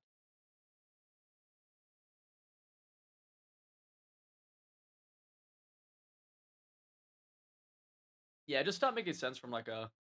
I mean, everything comes back from like a business point of view. We have to look at things. Got a max protect right here. Gonna go basic flood concept to the right side. Texas 3rd and 11. They're gonna drop back. Drag route not there. He's gonna throw over top. He does have a step, but it's a tough throw. He's gonna catch it in stride though. 3rd and 11. The route combo wasn't really there. I'll be honest with you. It was a streak, a corner, and a drag coming from the ISO. But the streak bombs over top. And I'm curious if we clip this, can we catch it? Can we catch the beginning of this and see kind of what happened to open that up? I'm wondering if this middle third, what happened to him right here? Is the middle third coming from this guy? Or is it rolling the wrong way? Let's see. Middle third just, he's a little bit too far low, gets just ran by straight up. It's one of the dangers of having your safeties in close. When you're not very far off the ball, you can get ran by, especially in regs. I don't know the player rating situation there. That safety was about 8 yards off the ball. And middle thirds especially, they can hesitate to drop back from their back pedal into a hip drop. And this gets ran by right there. One of the, like, you hate to see it if you are Bama, because you were locking up. Now you are going to be able to throw this drag. If you're CDG is who Texas, the user for Texas is, we have to start defending the flats. We don't need to go hard flats at the 0 yard line, right? But we do need to start putting 10-yard flats out there. And right there, easy corner route. Just the flats and the short is just getting just obliterated right now. He was at 10-yard flats right there. The respect. But then we have to start getting active with our switch stick.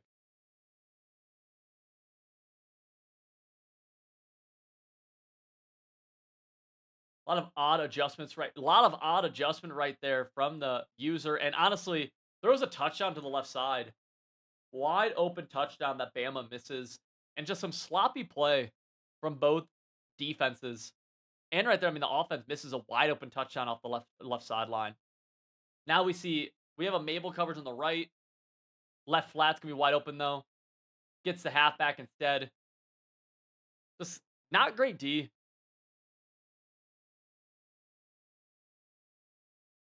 Not very good defense at all. And really just like there, you just look and you shake your head, really. You look and you say, dang, that stinks. That's no bueno.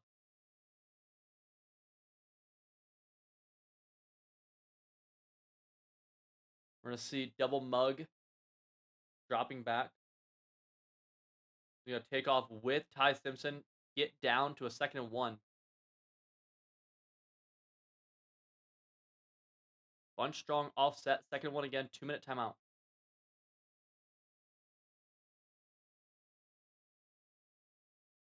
This should shoot any kind of run up the middle. 2-minute timeout.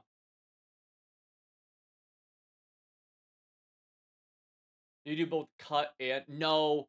So the goal is to, again, everything has to make sense from like from a business perspective, right? And so I'll talk about it in a sec. 2nd and 1 for the 3-yard line. Could get the first down here. Dropping back, pressure up the middle. He's going to take a sack. We've seen a lot of people just struggle to get rid of the ball. Throw the ball away. Live to fight another down. Now we're going to have a 3rd and 11 from the 14-yard line. Great defense, but we got to throw the ball away because that just puts us in such a tough spot. It's so hard to get a first down or a touchdown here as opposed to a yard away. And it's tough to see.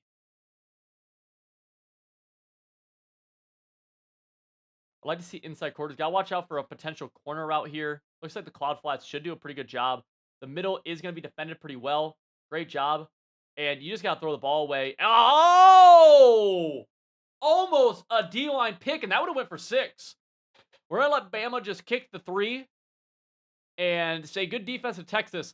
You just got to get rid of the ball sooner if you're Bama. The QB's holding on to the ball way too long, resulting in bad situations, resulting in almost a pick 6 the other way. Kick is up, kick is through. They take a 3-point lead, but it's been sloppy from both players. Yeah, so the goal for the tournament is to make sense, right? We have to have as many players playing in the tournament as possible, right? And so any cut player can play regs, right? Because reg, you just load up. Any regs player, including Dynasty, cannot play cut just because you have to have a team.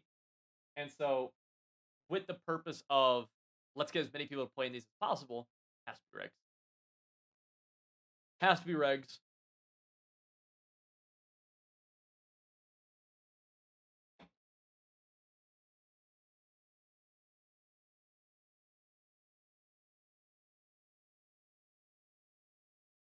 Gonna see Arch Manning in the gun bunch strong offset. Arch Manning takes the snap. Good pocket presence. We're gonna see a good throw. Had the halfback wide open.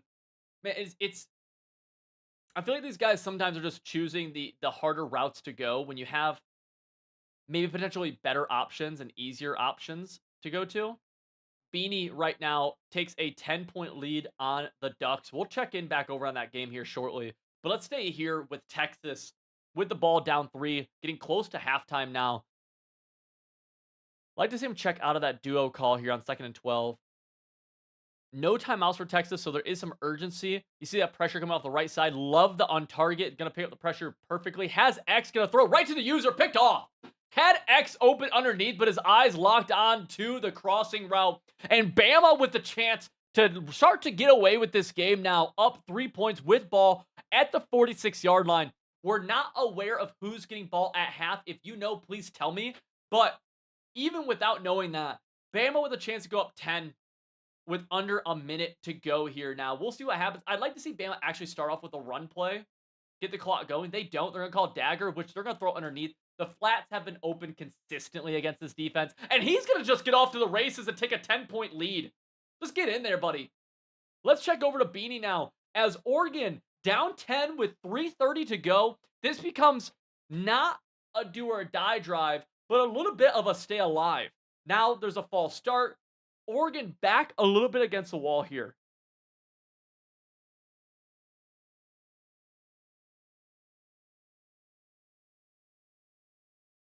Gun off trio right side, cover 4. The issue with the cover 4 here, although Beanie is pretty good at the game, so you can switch stick, but one of the issues with it is just defending that middle. One of my rule of thumbs for Civil GG defenses is having at least 2 yellow zones, one of which is your user. Just because only having your user in the middle, it is tough until you get into that kind of elite user, elite switch stick stance, which Beanie definitely probably is in. We'll see though. 2nd and 14. We're going to go that auto motion to the right side. Halfback is open. He will throw that halfback, and that's kind of an example of that, where it's just hard to defend everything in the middle of the field if your opponent's putting good route combos on, and he gets that quick dot left side. We might see Beanie start to get more aggressive with switch sticking around, trying to take away a route like that. And he's actually going to do that. He's going to get help in the middle of the field with that 2nd yellow zone. Texas off the left side. So look at that stunt off the left. Goes RPO. RPO's wide open down the seam. Oregon strikes back to cut it to a 3-point lead. Let's go back over here as Bama's getting the ball back. Up just 3 points. Texas struck back fast. And Bama With the kick return to the 40, the 30, the 20. There's number 11 may make the tackle. He won't. Bama took a 10-point lead. Texas cut the 10-point lead. And Bama gets a 10-point lead right back. 31 seconds left in the half. Huge swing after swing after swing. Let's go back over to Beanie now as we have a 24-21 ball game. Beanie has the ball. Chance for, we'll see what he does. Needs to get 7 one way or the other. We'll see if he mixes in some clock chewing here.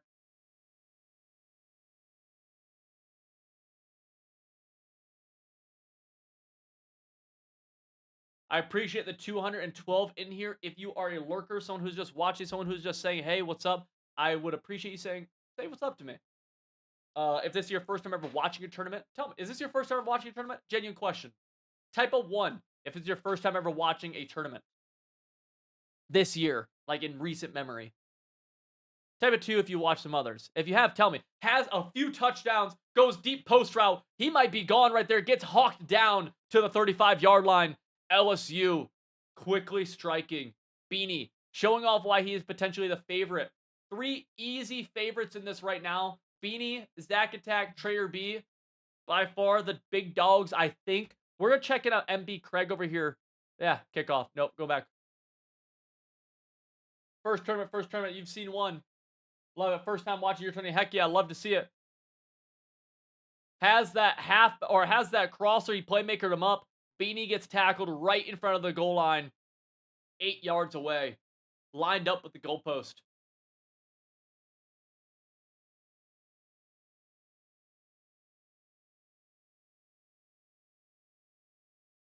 Double mug now on defense. We're going to see him check into the trips tight and offset. Inside zone. Hands it off. Juke move. Oh, immediately goes into a truck. Bad ball carrier move. Could have been a tutty. Trips to the left side. Beanie is having to deal with trying to make hot routes with Stadium Pulse. It's not the worst Stadium Pulse ever, but it looks like he is struggling some. Halfback will block. Trying to get that drag on the field. Looks like he got the route combo up that he wanted. Has the slant. Got it. Great pocket. Always open at trips tight end right there. Easy tutty for Beanie. He goes up 10. Let's check in over on M. Craig. M. Craig, been a loyal Civil GG member for a while now. We haven't really gotten to watch any of his games, so I want to tune in over here, see what's happening. And just because someone isn't a favorite doesn't mean they can't win games. We've played this game long enough. We know that to be the case. M. Craig on offense as Ohio State, down 7 points right now, but he's within striking distance, just 26 yards away. Flat route, got it. Gain of 15, down to the 11. Great read from MB Craig. I love that read. So many people put flats in the field, they never look at them. That's a great job. Because you got to think, if you look at them and you're able to hit them, you make your opponent defend them, everything else opens up. MB Craig, he DMs me a lot of emojis, a lot of emotes he makes for the site. He does a lot of cool things in my DMs talking. I love to see it. I love his he's just a beast. He's a dog. For lack of a better word. He's gonna drop back. Quick throw to the flat again. Now we're getting a little, I'll be honest, a little scary right there. Felt like he threw that ball before he even snapped it. I'll be honest. So Craig, deep breath. But right now, Craig, I'm gonna be honest with you, dude. You're in round 3 of a Civil.gg tournament where the winner's going to take home $500. You may not have ever played a bigger game in your life, and there's not a bigger moment than right here. 2nd and 5 from the 6. Let's see if we can tie this ball game up. Ohio State versus Texas. This is week 2 of the upcoming season, although it'll be in DKR in Austin, Texas. 20 minutes, not even from where I live. Motions right to left to right, right to left. Goes draw play. Looks like he might have some, not the best stick work ever. Bouncing around, going to get a nice fall forward to a 3rd and 1, a favorable spot. And we'll see what he does 3rd and 1 from the 2. Sometimes these are the weirdest spots to be in. My hands tremble, I'll be honest with you.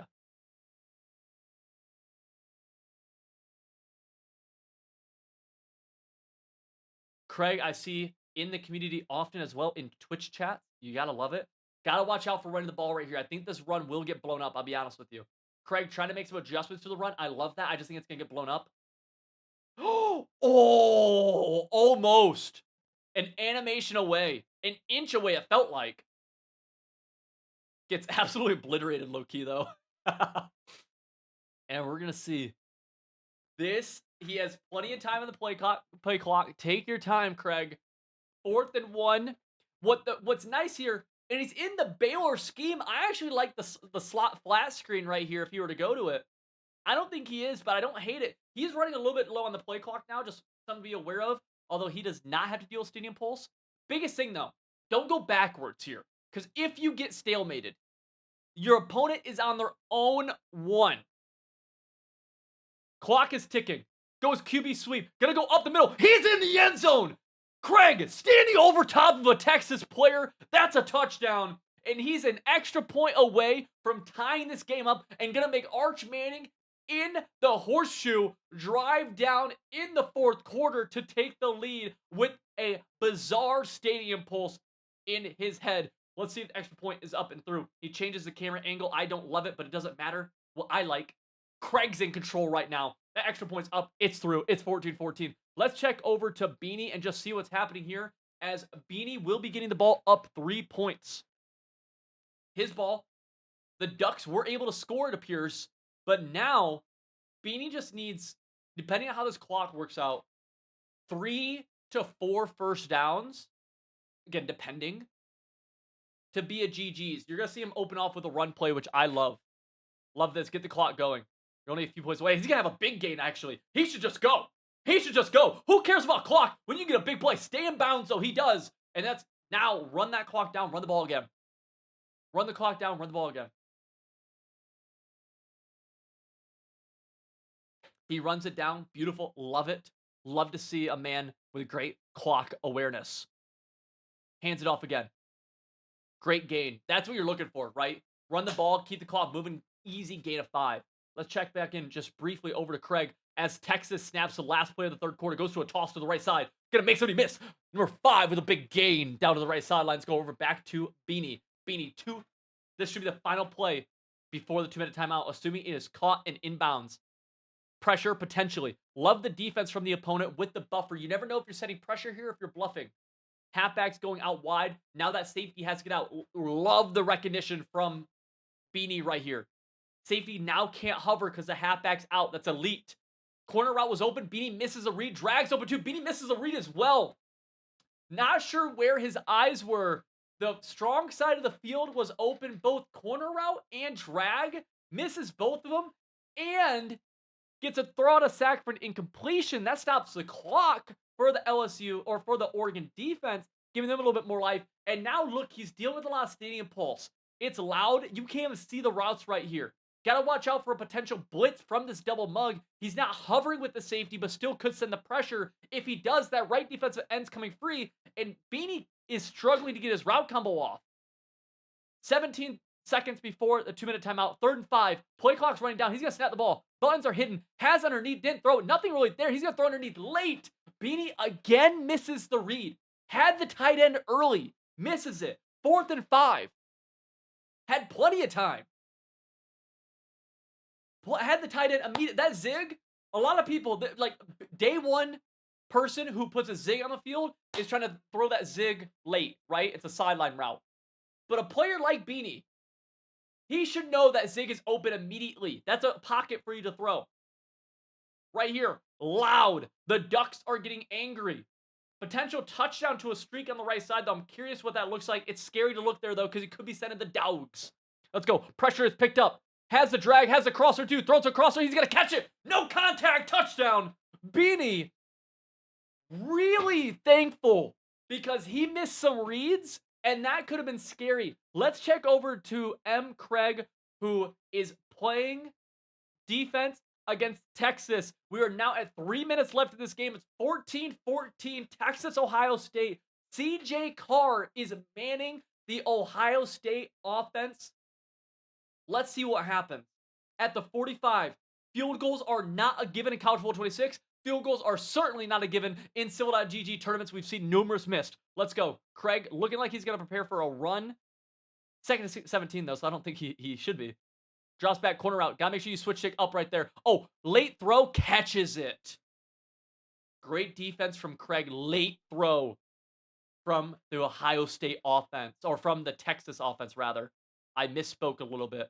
CJ Carr is manning the Texas offense.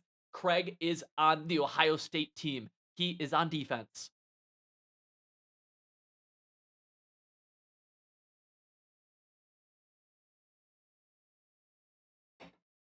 Civil takes a sip of his third energy drink of the day. Cover 3 cloud right side. Craig is hiding on that safety. Now he's on the middle third. Now he's in the middle of the field on a linebacker. Let me see the play art again, Craig. Let me see it. Let me see it. I think, did you zone out your left defensive end? Did I see that correctly? You did. We're switching it around. Gonna go over the middle of the field. Left defensive end helps make a play on that, actually. And that's gonna bring up a big 4th and 5. This is a hard field goal. This is a 49-yarder, I think, right? Is it 16 yards or 17? I always forget. 6 or 7. I don't know. This is tough, though. What do you do if you're Texas? He's going to go. Also, Arch Manning, CJ Carr, the Texas user, is dealing with stadium pulse here, and you know it's loud right now. He's going to struggle to make hot routes. There's going to be a twist in the middle of the field. I'd love to see Craig get right in between those 2 D tackles, help manipulate that center, potentially get the twist free.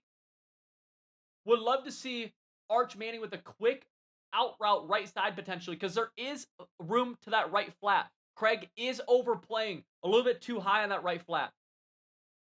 Oh, it's low-key bagged. He's going to throw that late. Does he make the catch? He does. Out of bounds. He catches it. Stops the clock. That's a tough catch, but a better throw. CJ Carr delivers a laser. The only player he could have thrown to, the only animation he could get, he gets.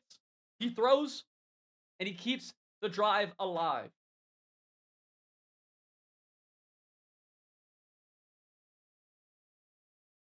The good news for Craig is that he cannot really get clocked out of this game. It's unlikely he gets clocked out of it. Unlikely. He should get the ball back. Bunch strong to the right side. Arch Manning at the helm with a halfback to the right hip. Offset, potential duo. No, it's going to be a toss play instead. Defensive line sheds, does not get their bad angle. Gonna make somebody miss. He's gonna get into the end zone. Looked like he was dead in the backfield. Then a missed tackle. Then a spin move. And CJ Carr makes numerous Buckeyes miss and then hits them with one of the dirtiest dance moves I've ever seen. This game's rated E for everyone, but I think that might not have been. Texas, pending the extra point, will take a 7-point lead. Let's go back over to Beanie, as Beanie will kneel this game out and say, GG's. Beanie wins. Valiant fight, though. Beanie, make sure you submit that score if you can. And he's going to take a 7-point lead. MB Craig with a chance to come back down and tie the game up, potentially take the lead. Ladies and gentlemen, MB Craig with the crazy camera angle. He will check out of this. Down 7 points right now. Longtime Civil.GG member going up against CJ Carr. MB Craig is Ohio State. He's going to drop back. Has a drag underneath. Misses it. Has a corner out. Misses it. He's going to go over top. I don't love the throw, and it's going to get picked off. He forces the long ball when he had everything underneath. And MB Craig, in the biggest game of his life, makes a critical mistake. He has 3 timeouts. There's 1:40 left in this game. 100 seconds he has. There's a chance to get a stop. There's a chance to get the ball back. There's a chance to redeem himself. But that throw right there, he decided he was going to throw it before he called the play, before he snapped the ball. But now, we still have $500 in the line, just a few games away. Loser goes home. Winner extends their tournament life. You need to hop on a safety, come down to the box, and look to shoot this gap. He's on a D tackle, though. It's going to be an inside run, tackled for a gain of 4. 2nd and 6, timeout, Buckeyes. CJ Carr, the Texas user right now, on offense. Does he get predictable with another obvious run? Because that's where you can go wrong right here sometimes. You make it obvious you're just going to hand the ball off up the middle. You get stuffed. It's 3rd and long, and then things get scary sometimes. He's going trio halfback weak. I love it. I don't know what he's going to do.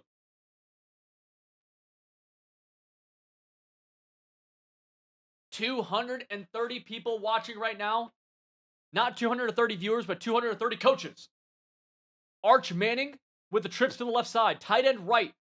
Craig going cover zero against Stuck, but the cover zero is actually going to be perfect right there as the man coverage comes in, smacks the RPO receiver, gets it to a 3rd and 6. The perfect audible at the last moment from Craig, and now we have something where we're going to see Texas pass. We're talking about how this has been the biggest game of MB Craig's life. CJ Carr, this is his biggest game too. This could be a choke. He knows it too. Gun tight wide off flex. Only play I've seen him call from this is a deep corner route from the tight end. I don't know if he's going to do that this time, but we'll see. Tight end left side. That might be a tight end corner route left side. QB spy. Tight end is on a crosser instead. Curl route left side. He's going to go deep. That's a terrible ball. It's going to get picked off by MB Craig at Ohio State. Now he's off to the races. He's going to get back to midfield. He might have more, though. He's going to go to the right side, get tackled at the 45-yard line. Had the curl route wide open for an easy completion. Would have almost ended the game. It would have ended the game. He goes long ball instead. Ohio State catches the interception. And just like that, all Craig has done is just milked a little time off the clock. He says this is exactly how he drew it up. And I respect it. You have to. You have no choice. One timeout, minute 20. That's 80 seconds. Plenty of time to get 7. He's going to go some kind of QB power. I'll be honest, I don't even know what that was. Oh, I know what it was, actually. Yeah, it was a QB counter RPO thing. Yeah, I just totally, it looked weird. It looked weird for a second. I don't know why.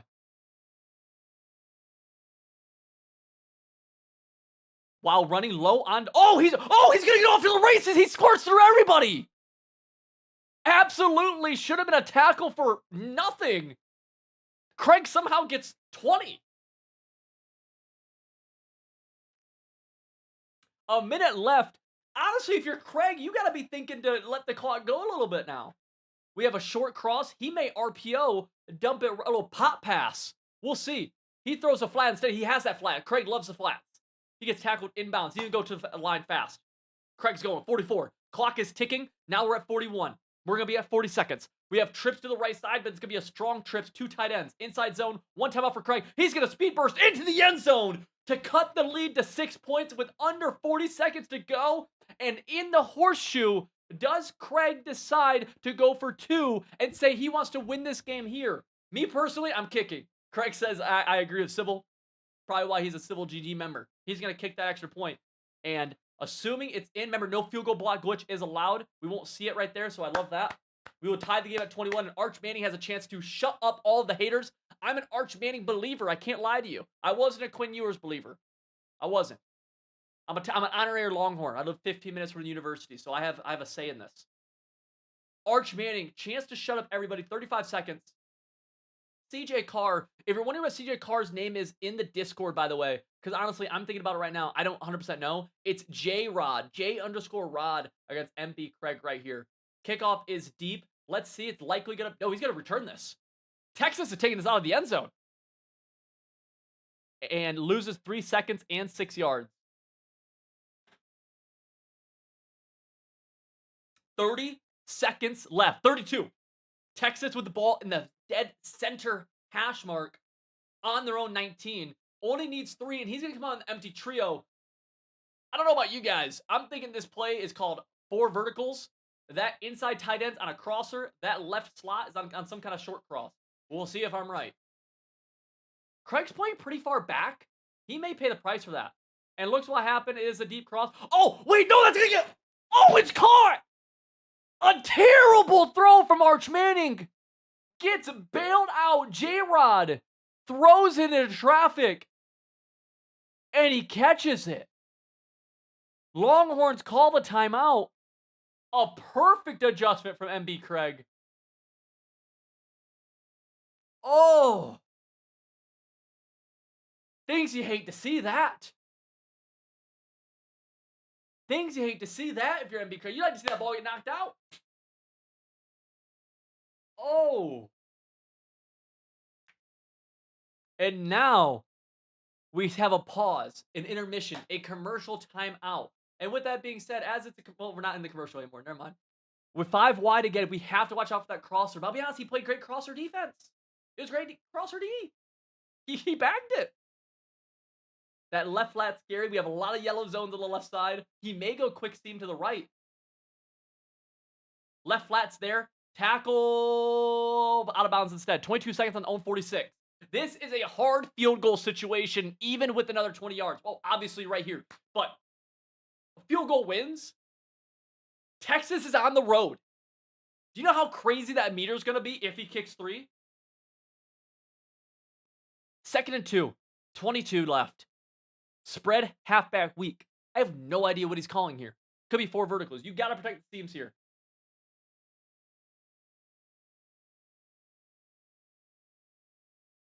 Craig selects his play call. Tie ball game. Arch Manning, halfback to the left. Spread. So we have slots right side, left side. Gotta watch out for that right seam. I love the movement from Craig right here, helping protect the seams. Although that right tight end could still bust it. Not going to. There's a wide open slant, and it's gonna get tackled at the 35. Texas, no timeout yet. Do they just try to get to the line and call another play? They will. This is a tough field goal, though. This is not done yet. Craig gonna hop on the high safety. Big run, though. Makes this much more manageable. And if you're Ohio State, you might just kneel the ball for a second to milk a little bit more time and kick your 3. Not a chip shot, but not nearly as hard as it was a moment ago. That run was huge.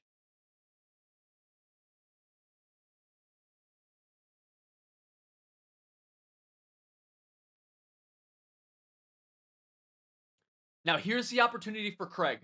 You get that safety in the box. You look to shoot that gap. And not only that, in your head, you're trying somehow to get him off-centered. Right now, it's an easy, straight field goal. You want him having to aim a little bit. Need to be on the other safety. He doesn't. He's going to shoot the gap, though. A straight shot right there. Texas calls a timeout. We will see Ohio State use a timeout to chew or to ice in a moment. This is tough. Remember, field goal block glitch is not allowed. If there's a field goal block, it has to be through the in-game animation. Craig calls his timeout. You see the Brutus Buckeye. I have a good friend. His name's Ben. He's a massive Ohio State fan. Went to Ohio State. Lives near me in Austin, Texas now. We go to the same church. He's rooting for Ohio State. I, honorary Longhorn, never went to Texas, but I pretend I do. I'm rooting for Texas. This stadium pulse is going crazy right now. The Texas kick meter is not easy. The kick is going to be up. It's wide through the middle. Texas wins. J-Rod wins. And MB Craig goes home sad. Bye-bye, Buckeyes. Longhorns win. Insane game.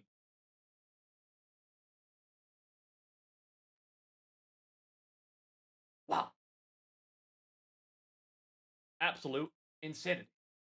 Can't remember what this game was. We'll call it 28. What was this game? 38, 28, we'll say. I can't remember.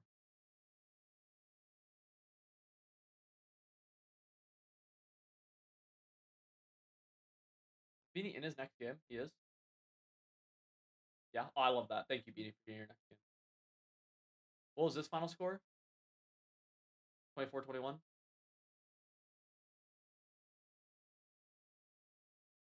Wow. Oh, they report it? Heck yeah. You guys are beasts, dude.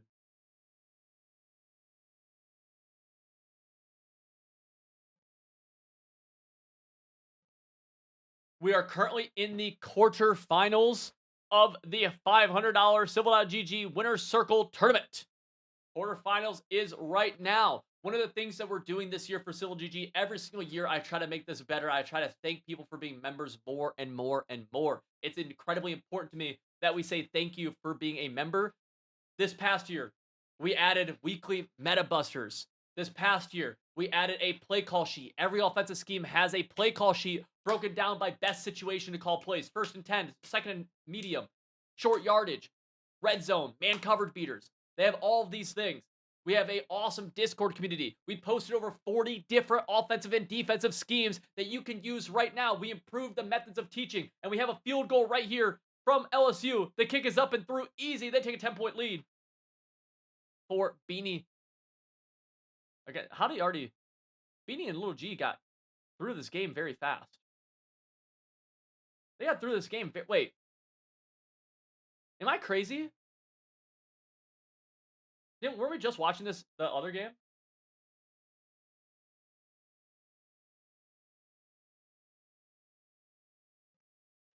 Regardless, this year, we're making a big change to our yearly membership. We are changing it to become the Winner Circle. This, if you're a monthly member, nothing is changing for you. This will not impact you at all in a negative sense. In fact, this will actually help you because you'll get some of the stuff that they're getting as well. Yearly members, our Winner Circle, will get monthly free access to these tournaments right here that you're watching. $500 on the line. Free access to them. You'll also get Meta Busters weekly releases early. You'll get our schemes early. Weekly film reviews. As soon as College Football 27 comes out, we'll be meeting every single Friday, breaking them down. That's a way for us to say thank you for locking in with us for an entire year. You'll also save a ridiculous amount of money going yearly than you will monthly. I want to make this the best place to learn how to get better at college football and Madden in the world. And day by day, we're doing that. So thank you guys. Here we have a great game. LSU versus Texas.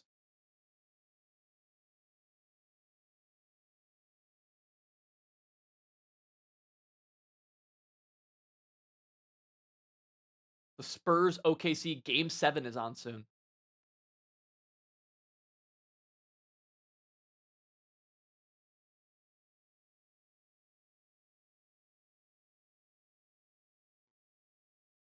Does anyone know how this game got through so fast? Oh, that flat is now open.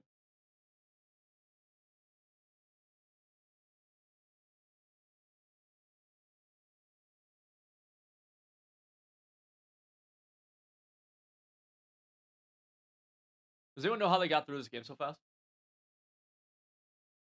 Nice flat. Paying month to month for an entire year would be $360. A yearly membership is $240 before any discount codes. You can get 30% off that just by using code CIVIL30. So that cuts it to $167 for the entire year. You get access to all of these and all the other perks that our yearly members get as a way of us just saying thank you for being a yearly member. Big dot right there.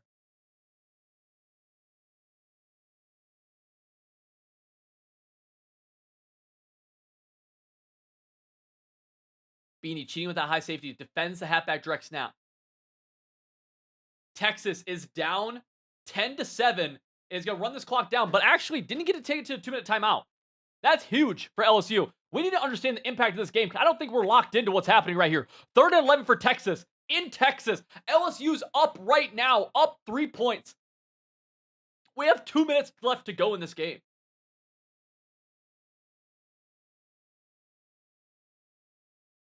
Beanie on defense. We're watching his point of view. He's going up against Little G. Little G, both these guys have been long-time Civil.gg members. They're both dogs. They're both great at the game. I love them both. And we're going to see what happens. Got to watch out for that halfback direct again. It's not going to be there, though. He's going to drop back. Nothing really there. He's going to throw into some traffic. Catches it. Holds on. 4th and 3. He's not going to kick the tie. He's going to go for it. He's going fast as well. Beanie with an interesting coverage of those deep curl flats. Gonna motion the halfback out wide. We're in 5 wide now. We know it's not gonna be any kind of run. Drops back. Nothing really there. He's gonna throw that. It's gonna get picked off by Beanie, and he's gonna have some space to potentially get out of there. He doesn't, and it's a gain down to the 27. The ball's reversed now, and Beanie is merely 2 first downs away from winning the game, and I believe moving on to the semifinals. He can smell a crisp $500 bill waiting for him. He's up 3 points on offense. The stream is buffering, but we're not. See what Beanie goes to. Stream buffering inside zone. Right into the blitzing backer. Looks like a broken tackle, and it was. Gain of 5.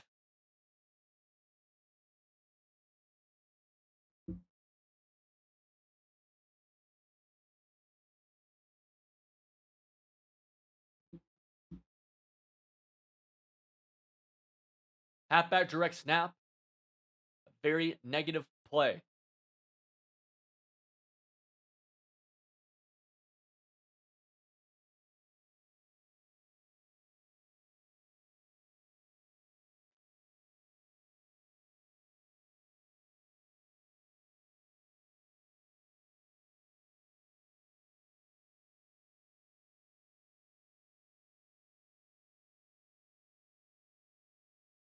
Beanie, dealing with stadium pulse. Texas with a chance to get back into this game with a stop right here. This is a tough place to convert, and pressure right through the C gap puts Beanie down, and he's going to have to punt.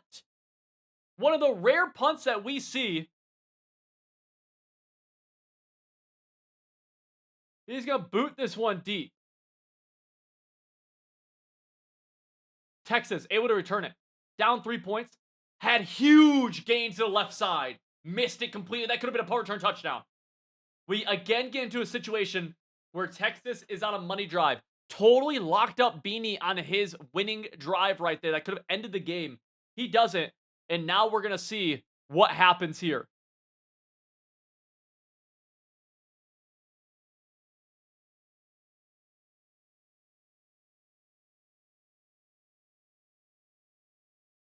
And actually,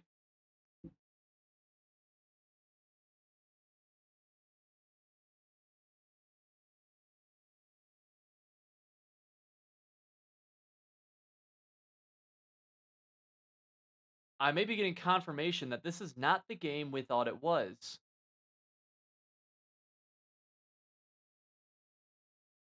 Drops back. Regardless, Texas laser right side, now into field goal range, but it's a tough field goal.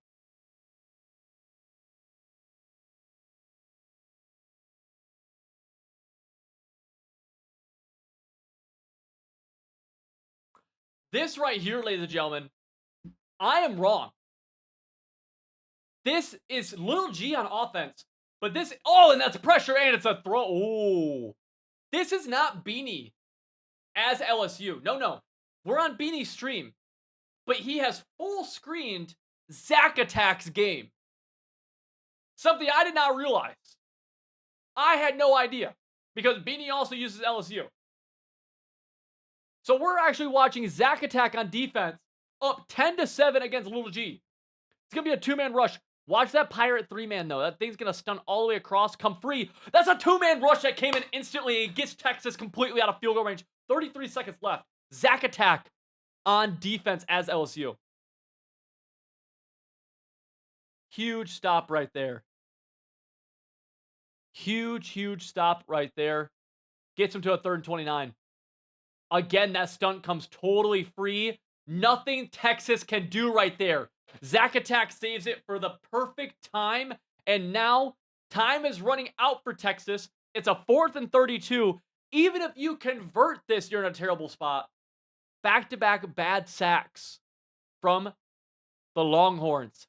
Little G now fighting for his life. Has to get the first down and out of bounds or find a way to stop the clock. Let's see. 4-man pass rush. Instant pressure. Gets sacked. That's GG's.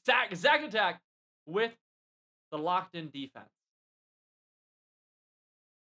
Moves on. Zack Attack, I'm sorry for thinking you were Beanie. Duo call. Blown up, but then broken tackle. Almost into the end zone. Bama is really doing whatever they want on this Michigan defense, which is not the case in the recent bowl game that they played. I can't remember the name of that. What was that bowl game they played? Can't remember the name of it. I know Bama, Michigan did what Michigan does. Blown up. Here is an opportunity for Errol Studley to get back into this game. If he can pull off the stop right here, which honestly, I like his goal line defense. There's a chance that he finds his way back into the game. It'll be hard. He's in a terrible spot right here. But 3rd and goal from the 1 is a tough area to score from, truthfully. And so if he can find his way back in, I see life. I see some life. I really do. Oh, he missed a wide open read. Throws it late. Drops it. Oh, Bama had the touchdown, but he makes the read late, and he's actually going to settle for 3, which is smart. I didn't think he'd settle for 3. Field goal block glitch is not allowed. It's low-key. Yo, it's low-key a hard field goal. Oh, he's going for it because it's too hard of a field goal. Because the stadium pulse. Is that why? Michigan, my home state, with a chance to get back into the game with a stop right here. I don't like the defense right now. It doesn't look like we're set up. There's the pinch. Drops back to pass. Only 4 routes. Throws quick throw. Holds on to it. Crimson Tide goes up 21. And that's going to make things tough on the Wolverines.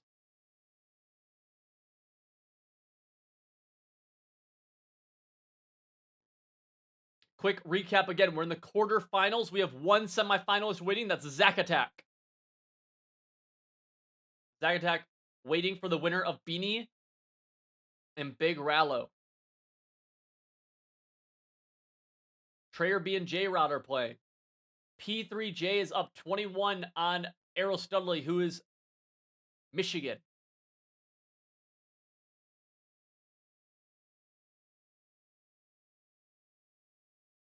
Have you ever wondered what the inside of Civil.gg looks like? Oh, well. Let me. Log in really fast. I'll show you.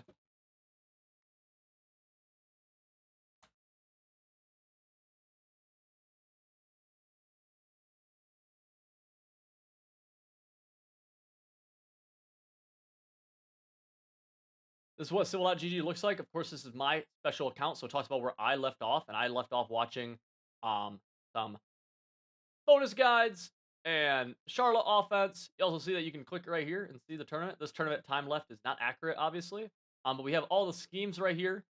We have our MetaBuster breakdowns right here. Every single week, these are brand new. One of my favorite things you can do is find plays that we've broken down based on a playbook. So let's say you want to see what plays we found inside the UA. Let's go UNLV. Click right here. And we have 3 plays that we've broken down there inside the UNLV playbook. Not bad. Let's go UAB. UAB has a good amount. UAB's got a bunch. Not including the plays that are actually in the schemes that we've broken down, like Oregon State, like Charlotte, like all these others. Oregon State has a ton because Oregon State is just a crazy playbook. Over 40 total schemes for Madden and college combined. Also some pretty cool bonus guides as well. Let's check back in over to Errol Studley as he's kind of trying to stay alive here.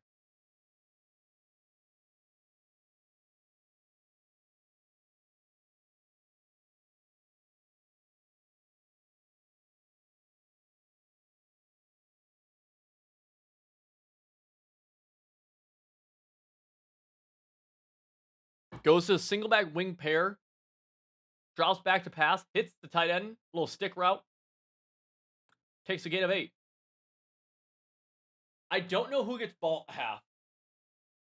Bama obviously is outmatching Michigan here. But here's what I will raise to you.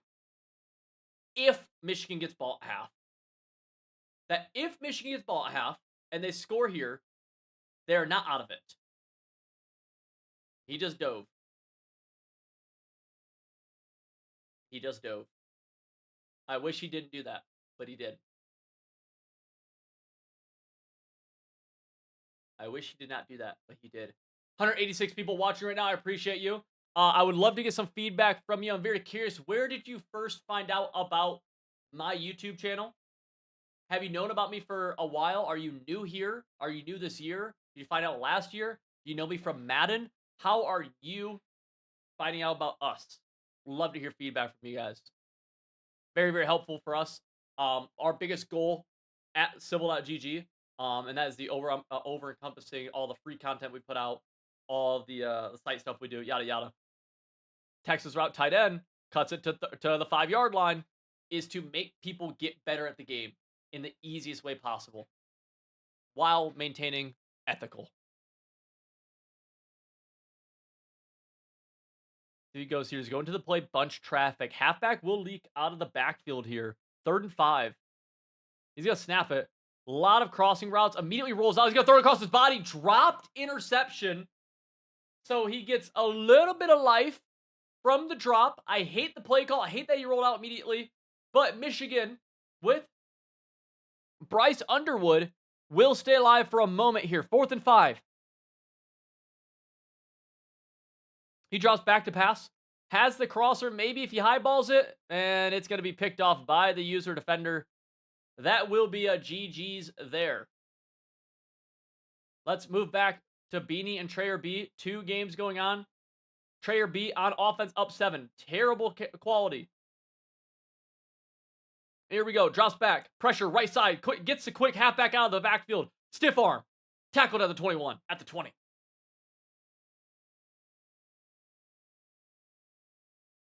Oh, very cool, Chad. James, heck yeah. Drops back. Pressure left side. Instantly throws that flat route. And Trayer B is making all the right reads right now. Picking apart the zone blitz. One of the tough things with the zone blitz is that there are always, in every defense, there's openings. If you play somebody who's just identifying them quickly, and especially if you're blitzing and they're doing that, it can be tough.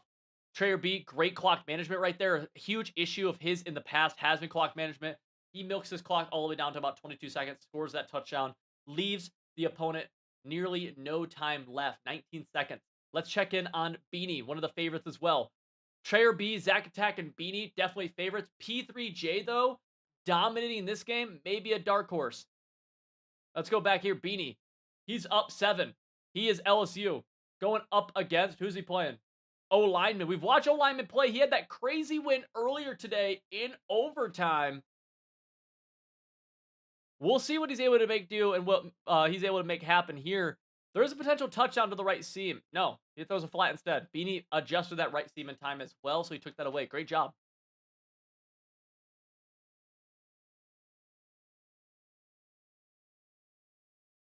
Let's go gun cluster on offense. Ohio State down 7. LSU on defense drops back. Has the crosser. Don't know what he throws, though. Has the cross. It looks like he might be throwing it deeper. No, he goes cross instead. A lot of buffering from Beanie's stream, but the first down for the opponent is there nonetheless, and it'll likely take us to the first quarter. Let's go over back to Trayer B as Texas is going to launch a long ball. Interception here would end the game, gets a swat instead. Interception would not end the game, by the way. I jumped the gun on that.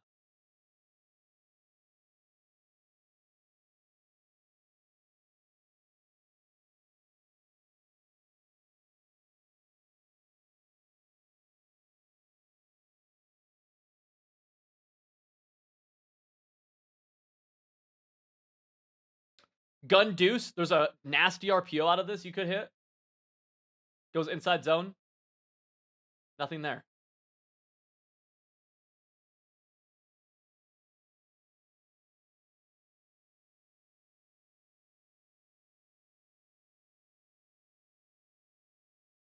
Drops back. Drag. Almost picked off by Beanie. The offensive player had him boxed out.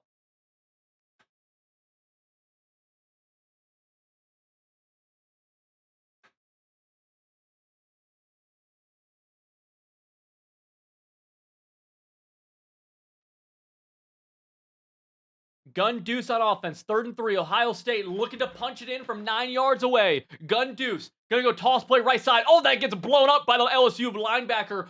4th and 5, and it's decision time for the Buckeyes as they're on the 11-yard line. Do you settle for 3 and let the chance for the LSU's high-powered offense to extend the game to a 2-possession lead? Do you go for it? Put the balls to the wall. That's what he's going to do. Gun deuce close now. He went from deuce to deuce close. RPO. I hate the play call, but it's wide open for Ohio State. Touchdown. 4th and 5.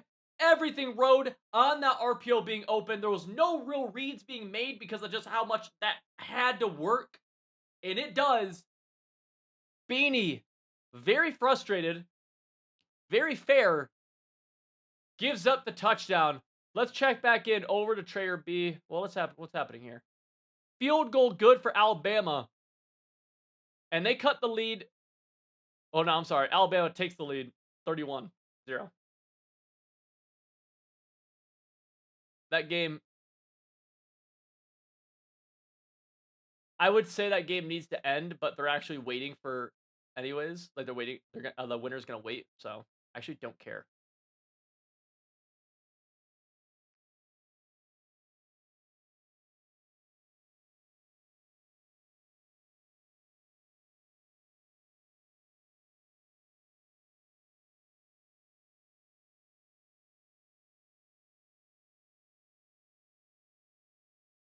Texas lobs it up deep. Almost interception.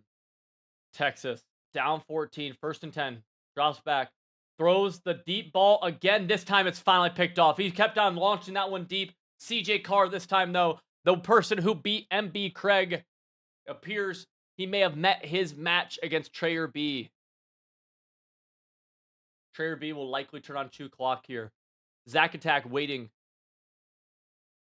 We'll go over here to Beanie's game, which is tied 14-14. Nothing there. Potential route bounce, but it could be scary. Takes a big sack. Well, sack for loss 3. 2nd and 13. 2-minute timeout just hit. 14-14. LSU on offense. LSU dealing with the Horseshoe Stadium pulse. Drops back. Corner out, not there. Drag playmaker up, not going to be there either unless he throws it late. Curious what happens. He takes off. 3rd and 1 for the Tigers. Clock is going as well.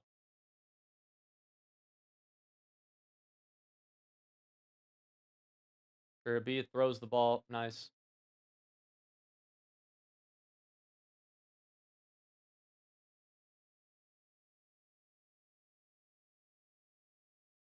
B 3rd and 1. Very underneath route combo right there. Stays with the good user from the Buckeyes. Nothing there. And this is going to bring up a 4th down.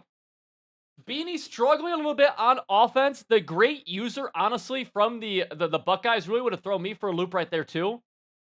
And now we have a situation where Ohio State O-lineman could get a stop right here and go into half with not only just momentum, but also the lead. If you look on your screen, you can see Beanie on the bottom right. Hard to make hot routes. It's loud in here. Stream is buffering. He's trying to run corner strike. Halfback speed in is lethal, but there might be some pressure coming here. We'll see. Stream is buffering. Ball's probably snapped by now.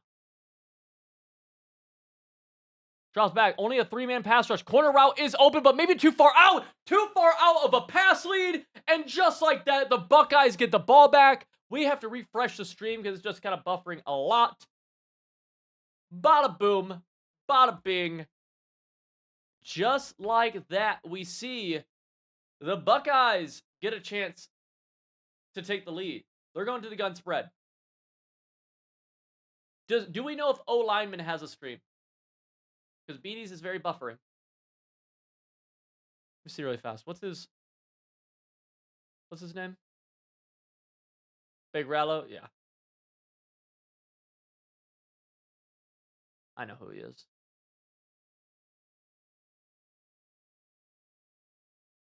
He did not put a stream. Dang it.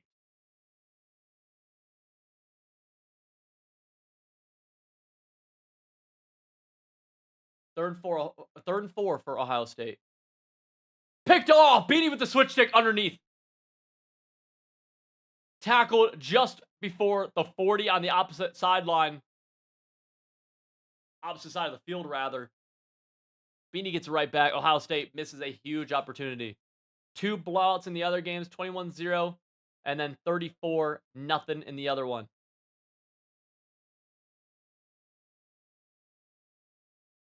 Beanie, you are our only hope.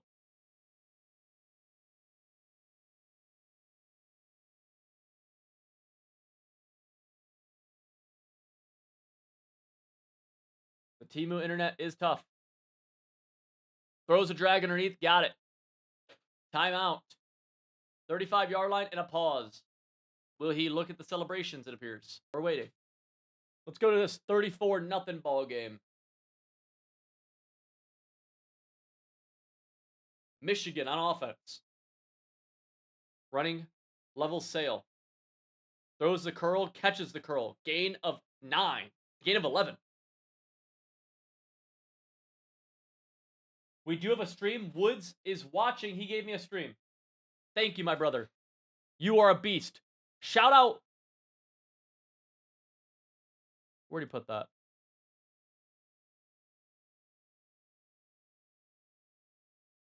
There we go. This is the beanie game. Shout out to you, Woods. Hopefully you have better internet. Thank you, Big Rallo. Seriously. You're a beast because it was kind of brutal watching with the buffering. 14-14 ball game. Ohio State on defense. Also, I'll say, Big Rallo, Woods. That's your name? Quit listening. Lock in.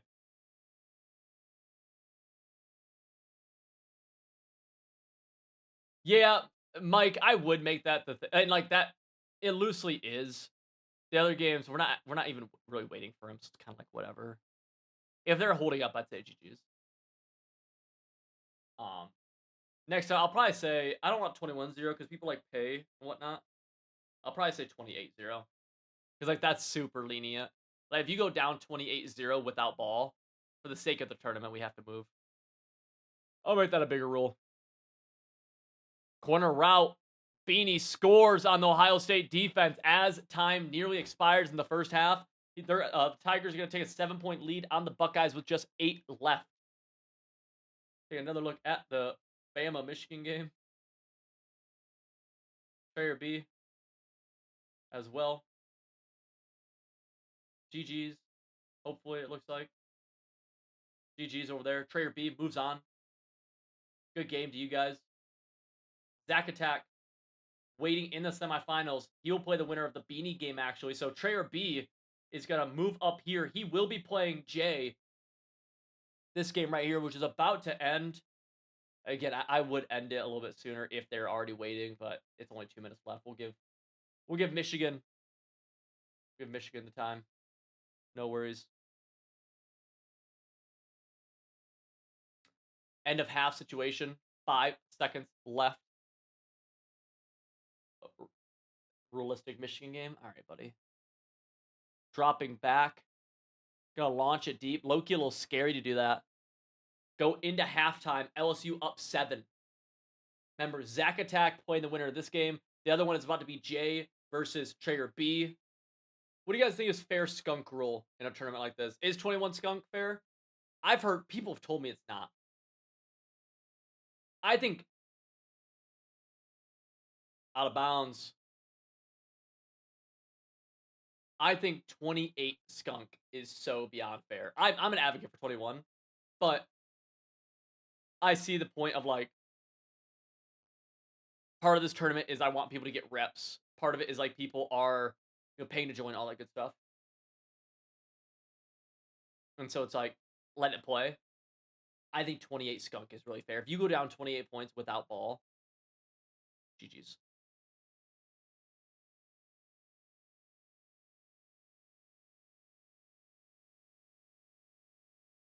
The 21 thing I've seen as well, Zach. That's also where I'm like, yeah, I mean, like, if you get ball at half, like, 28 without balls, like, this is your fault. Like, sorry, you didn't get a chance to make a comeback. You went down 28 points without ball. I'm with you, Crimson Chief. I'm with you. I feel like 21 is like a little too harsh. Takes away the chance of a cool comeback. 28's like, come on. 28 without ball, like.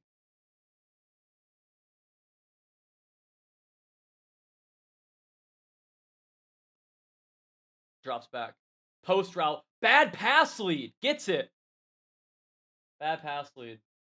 In a world gone loud, stay civil. MB Craig with the 1999, big dog. I appreciate you. We are in the semifinals right now. We're in the quarterfinals right now. One semifinals matchup is underway. This is a quarterfinal. Winner of this game will play Zach Attack. Thank you, MB Craig. I appreciate you, big dog. Thank you for playing too, dude. It was cool watching you. Hopefully, you'll be able to watch this back too and watch us watch you.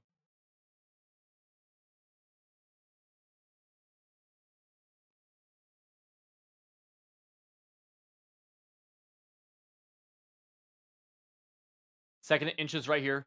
Ohio State's down 7, but they are fighting. Don't love the drag and the in route right next to each other. Really bad route combo on the left side. End up throwing it left side and lose a yard and a half with the catch. Hate to see that. Hate to see a completion go backwards for a yard and a half. Ladies and gentlemen, I will say you'll be the first to know that we are going to host 2 tournaments in the month of July for our Winner's Circle members. That's 2 tournaments in the month of July for our Civil.gg Winner's Circle members. That's just being a yearly member on Civil.gg. You'll get everything else plus access to these tournaments, early content from our meta busters and our schemes, weekly film reviews, a lot of cool stuff over there. There's a couple of cool ones. Let's drop back. Pass rush, left side, gets tackled for a first down. Just barely. Favorable tackle animation to keep the chains alive for Big Rallo, aka Woods. That's the user we're watching. Shout out to him for tuning on the stream for us. We're having some issues watching this game. And now we're going to see pressure off the right side. He's going to throw that corner route quick in the seam, and he catches it. Pressure screaming at him, and he's staying alive right now. You have to wonder if he's close to making a tight read into coverage, because some of these throws are very, very quick. The route combos aren't all crisp. Right there was a great throw in the seam, though.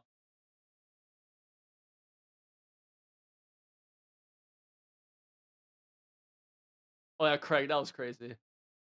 Yeah. First and 10, auto motion across with the tight end. Boom. Could have had an easy gap shoot. Beanie actually misses it, gets a stiff arm, and now the Buckeyes are down to the 5 with just right at the 30-second mark in the third. He could run it down to the fourth quarter. I don't think he will. This game's over right there. Trayer B, they're getting started. Ohio State's going to drop back and pass. Snag route in the middle of the field. Mesh underneath. Not there. Snag route was not there. Picked off. Hate the snag. Hate snag routes. They do that a lot. And Beanie, now up 7, has a chance to end this game, especially with so much yardage to go. He could chew a lot of this clock out. He'll likely start off with a run. Maybe not. You do whatever.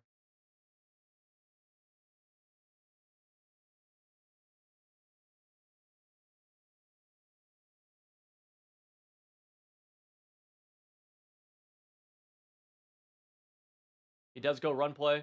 Cuts it outside. Gets a gain of about 4, looks like. Gain of 2, actually. Never mind. And now takes to the fourth quarter. 21-14. If we take a look at the Civil.gg tournament bracket, you can check this out yourself at tournaments.civil.gg. What we're able to see here is a tournament that has came from 35 players down to only a few remaining. We had a weird number, so we had some buys early on.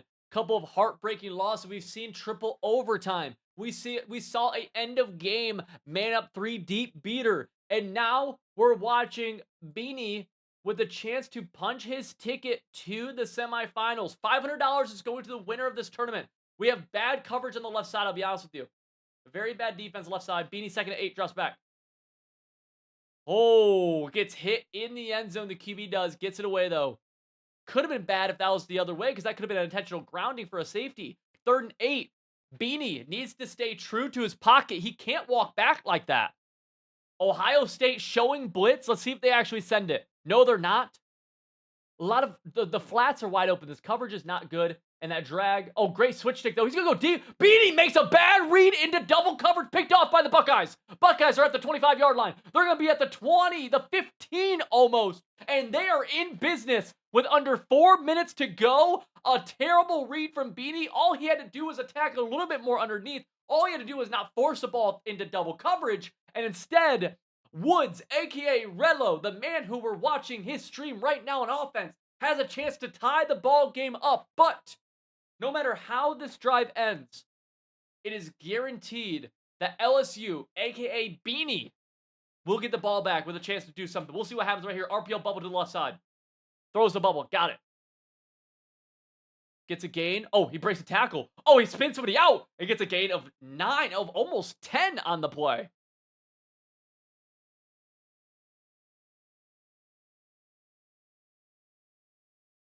I hate that y'all discovered cover 3 drop. Cover 3 drop was unknown until literally this year. Halfback slip screen. He's got it.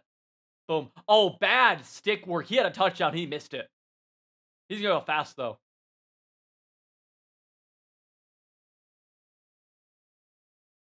Beanie will likely shoot this run in the backfield just looking at the blocking. Oh, but he might be able to block it by motioning. Let's see. No. This will likely get hit in the back. Ah, nope, never mind. Beanie moves. Ohio State down to the inch line. He's going fast. Let's see what happens right here. What do we go to? Halfback dive? No. Flips into this. RPO or hitches. All go. He is switching around. It's going to be inside zone. I just think it's going to get blown up. Inside zone. Numerous people shoot it in the backfield. Now we're on a 3rd and goal from the 4. Ohio State was in this situation earlier. They threw a pick. Let's see what happens here. There's no kicking 3, so an incompletion here or not a touchdown means that we will go for it on 4th down. 2:19 left in this game. There's a 2-minute timeout coming out. Both teams have all 3 timeouts. RPO is not the worst play call, but he hands it off. He may have had a touchdown. And this is now going to go to the 2-minute timeout.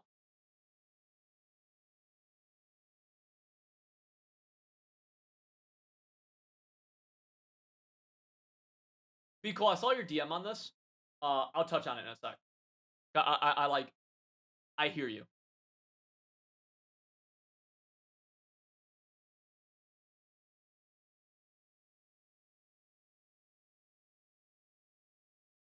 Fourth and goal. RPO has it, but gets hit as he throws. And the ball falls harmlessly to the ground. LSU takes over on their own 3. You got to be careful if you're Beanie, though. You can't really run the ball here. Passing's been scary. The LSU defense has forced 2 red zone stops. But now the offense has to match them. They need about 2 first downs.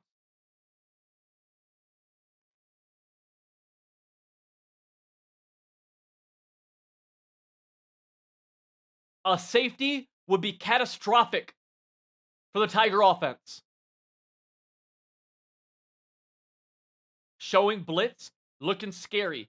If they run, they're not going to be able to run the ball. They will have to pass. Drops back. He has the tight end open. He's got him. Big gain in the middle of the field. That's a first down. Not over yet. Buckeyes are down to just 2 timeouts, though, and the clock is going to go here in a moment. It is becoming do or die time now.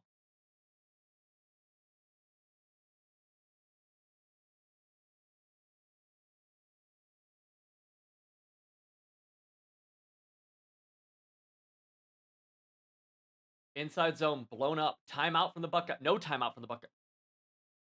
Timeout from the Buckeye. You got to call that sooner, man. Why are you waiting? Why are you waiting right there? Because the only way you win this game is going to come down to the final seconds. Right? So every second's so important. You just wasted 3. No. No. Let's see what the LSU does. They could pass, and if they do, the clock could stop itself. We'll see. LSU's going to run the ball. Huge hole in the middle. It's going to be a first down. That's an LSU W. They're moving on to the semifinals to play Zack Attack. That will lock in our finals matchups. Here we go. Big 4th and 10 right now for Bama. Trayer B on defense. We have Jay on offense. 4th and 10. He has massive stadium pulse against him here. If he gets stopped, it's going to put him in a very tough spot. Bunch strong offset to the left side. Halfback offset. He's probably going to leak out of the backfield because this doesn't look like a blitzing set. He ends up blocking, though. Doesn't need to block. Throws the crosser. He's got it with a diving catch to the tight end to keep the chains moving. And now you can take this to a 2-minute timeout if you'd like to. We'll see what he does. I probably would take it to a 2-minute timeout. You don't gain anything by scoring before it, but you gain a lot by milking more time. Looks like he's going to snap the ball, though. Clock management somewhere, I think a lot of people could use a good amount of help with.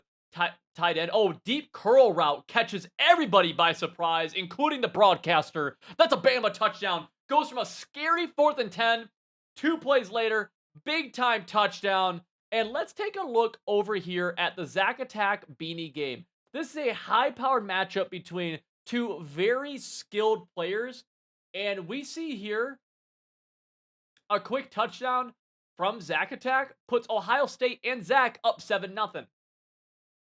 See a Mabel coverage on this right side from Zach Attack. Really trying to make sure he doesn't have to worry about a corner route or anything attacking that right. There is potential for number 1 to be on a seam and to get open on that seam. We'll see, though. He's not. That corner route's taken away. Great coverage. You literally see Zach Attack predicts the play call perfectly right there. If you watch that back, he went hard flat, curl flat on the right side. Hard flat to defend the hard flat, the initial 0 to 5 yards. Curl flat to defend 15 to 25. And what does Trayer B call? Or I'm sorry, what does Beanie call? A play that attacks that exact area. Post route there, gets it though, and Beanie bounces right back with a deep post route for a gain of about 25 to 30. This is going to be a great game between these two guys. We have another semifinal matchup of Trayer B versus Jay. These guys are competing for $500. One person will win it. One person will win it. $500. Someone has to. It won't be me. Unless I just put my name in, and because I'm an admin, I can just make myself win. Which, honestly, I haven't thought of until right now, so maybe I'll do that. But unless I don't do that, one of these guys are going to come home with $500 today. Be a good day for them. Trying to shoot the gap. LSU run up the middle on the read option bubble. That's a gain of about 13 or so. Cade Durham on the carry. Let's check back in over to Trayer B as we have a 14-14 ball game with Trayer B at a 3rd and 5 from the 7. 30 seconds left in the first half. This is a huge opportunity for both teams. Jay on defense, Trayer B on offense. He's going to drop back, halfback blocking. That tight end's now open, back in the end zone. Got it! Tiger touchdown. He takes a 7-point lead, pending the extra point. Let's go back over to Zach Attack and Beanie. We are watching from the perspective of Zach Attack. Fun fact for you guys, the Texas 4-man stunt was found day 2 of College Football 26 by myself and Zach Attack at 2 in the morning. This kid plays the game. This kid labs. This kid grinds. And this kid finds himself 2 games away from $500. He's up 7-0 right now on a 2nd and 1 play defense. Beanie on offense. See that consistent Mabel coverage. Great gap shoot, but he misses the tackle. Great cut from Beanie. Gain of about 3. Could have been more. Go back over to Trayer B. We're going to see Alabama. 26 seconds. 1 timeout. Down 7. Need to get something out of this drive. Can't end it 14-21. You need to at least get 3. Remember, this is a Civil.gg winner circle only tournament. That's yearly members. Interception from the Tigers. Switch stick takes away the corner route. And now Trayer B with an awesome opportunity to start running away with the game and go up 2 scores. Huge chance here. Right now, a little bit, this is a tough field goal, so we got to get some yards. We have 3 timeouts, we have plenty. Let's see what Trayer B does here. He's going to drop back and pass. He's got that drag route. Huge gain. Oh, he might have more. Almost a broken tackle. Timeout. Down to just 2 timeouts now. This was a winner circle only tournament. That's a winner circle something we're rebranding our yearly membership to. One of the perks of it, we're giving those people a ton of bonuses, a ton of thank yous for locking in with us for an entire year. Not only do you get the best schemes in the game, the best ways to win more games. Touchdown with the playmaker. Tigers up 14. Not only do our winner circle member, our yearly members, right? Not only do they get the best ways to win more games, which is what we do, over 3,000 active members. They get free access to monthly tournaments. They get schemes, the plays, and the breakdowns early. They get early access to them. They get meta busters early. They get early access to them. Weekly, starting College Football 27, weekly film reviews in a community where you can submit your drive, and I or myself or a Civil.gg coach will review it for you. A lot of ways we're going to say thank you. And another pick Oh, absolute chaos breaks out here as one of the worst end of half performances we've seen. Trayer B totally shuts down Jay's offense to end the half and then misses a field goal. And then totally shanks it.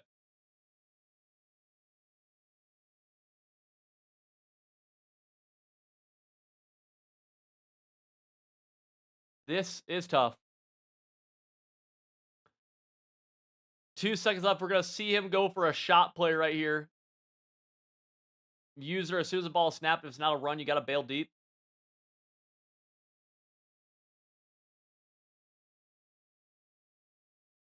Nothing there.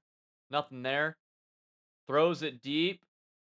Might have something crazy. Almost interception with some rack potential. Trayer B. Insane end to the half because he totally dominated the final minute.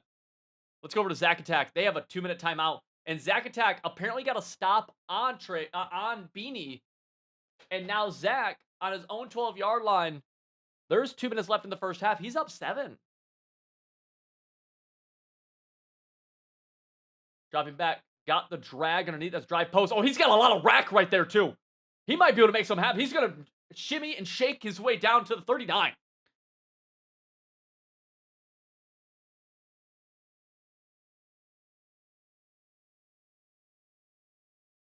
Minute 20. Great time management right here. I love the clock management from Zach. He's going halfback direct right here, too, I think. Yep. Going to keep that clock going. Love it from Zach Attack. You do not want your opponent to get the ball back before half. Worst case scenario is that you go into half up 2 scores. Unless you fumble. That's the counter, right? If you fumble, that's out of your control. But there's no world you should, like, get a first down. No way that your opponent touches the ball. You should go up into half, minimum 10-0.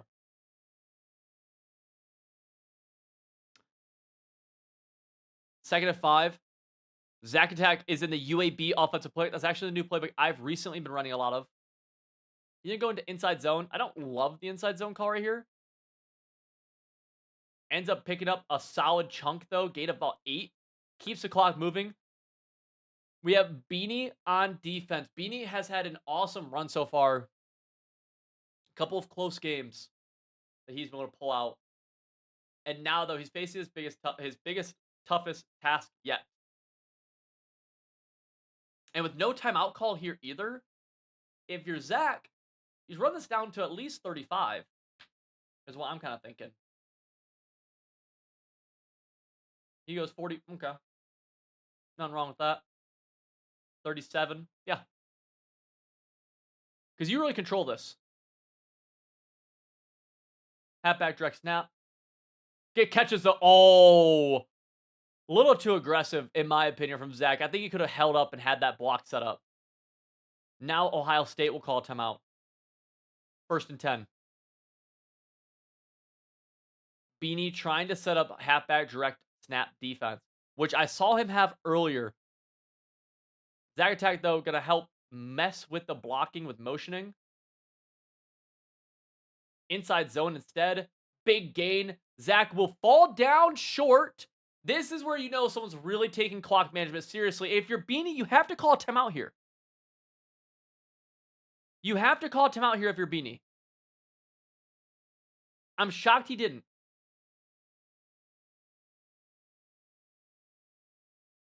We're going to see a halfback direct gaping hole touchdown. You see, even falling down short right there, ended up killing off another 13 seconds. That's huge at the end of a half. Zach Attack putting on a masterclass. Just barely missed a touchdown over in this game as Jay, he was down 14, ends up striking back, it appears, with the Bama Crimson Tide, cutting it to a 7-point lead. Trayer B, though, that end of half was special by him. It was insane. It was great. And we're actually going to see an onside kick here from Jay. Is he able to catch Trayer B off guard? Oh! Oh! Almost! And it might end up being a big return. Trayer B narrowly avoids disaster. Just barely. Drop back, goes quick out route. Nothing. 2 yards. Second and 8, dropping back, 3-man pass rush. Has plenty of time. Gonna go wheel route over top. Needs a great pass lead, and he does it perfectly. Touchdown, Trayer B. Not even a sweat from him. 10 for 12 for 192 and 4 tutties. Masterclass from Trey. 14-3 ball game here. He ended up getting 3 at the end of that half, by the way. We missed it, but he got 3, which is a big deal because he has ball to begin this half. That could come in handy near the end of this game. We'll see.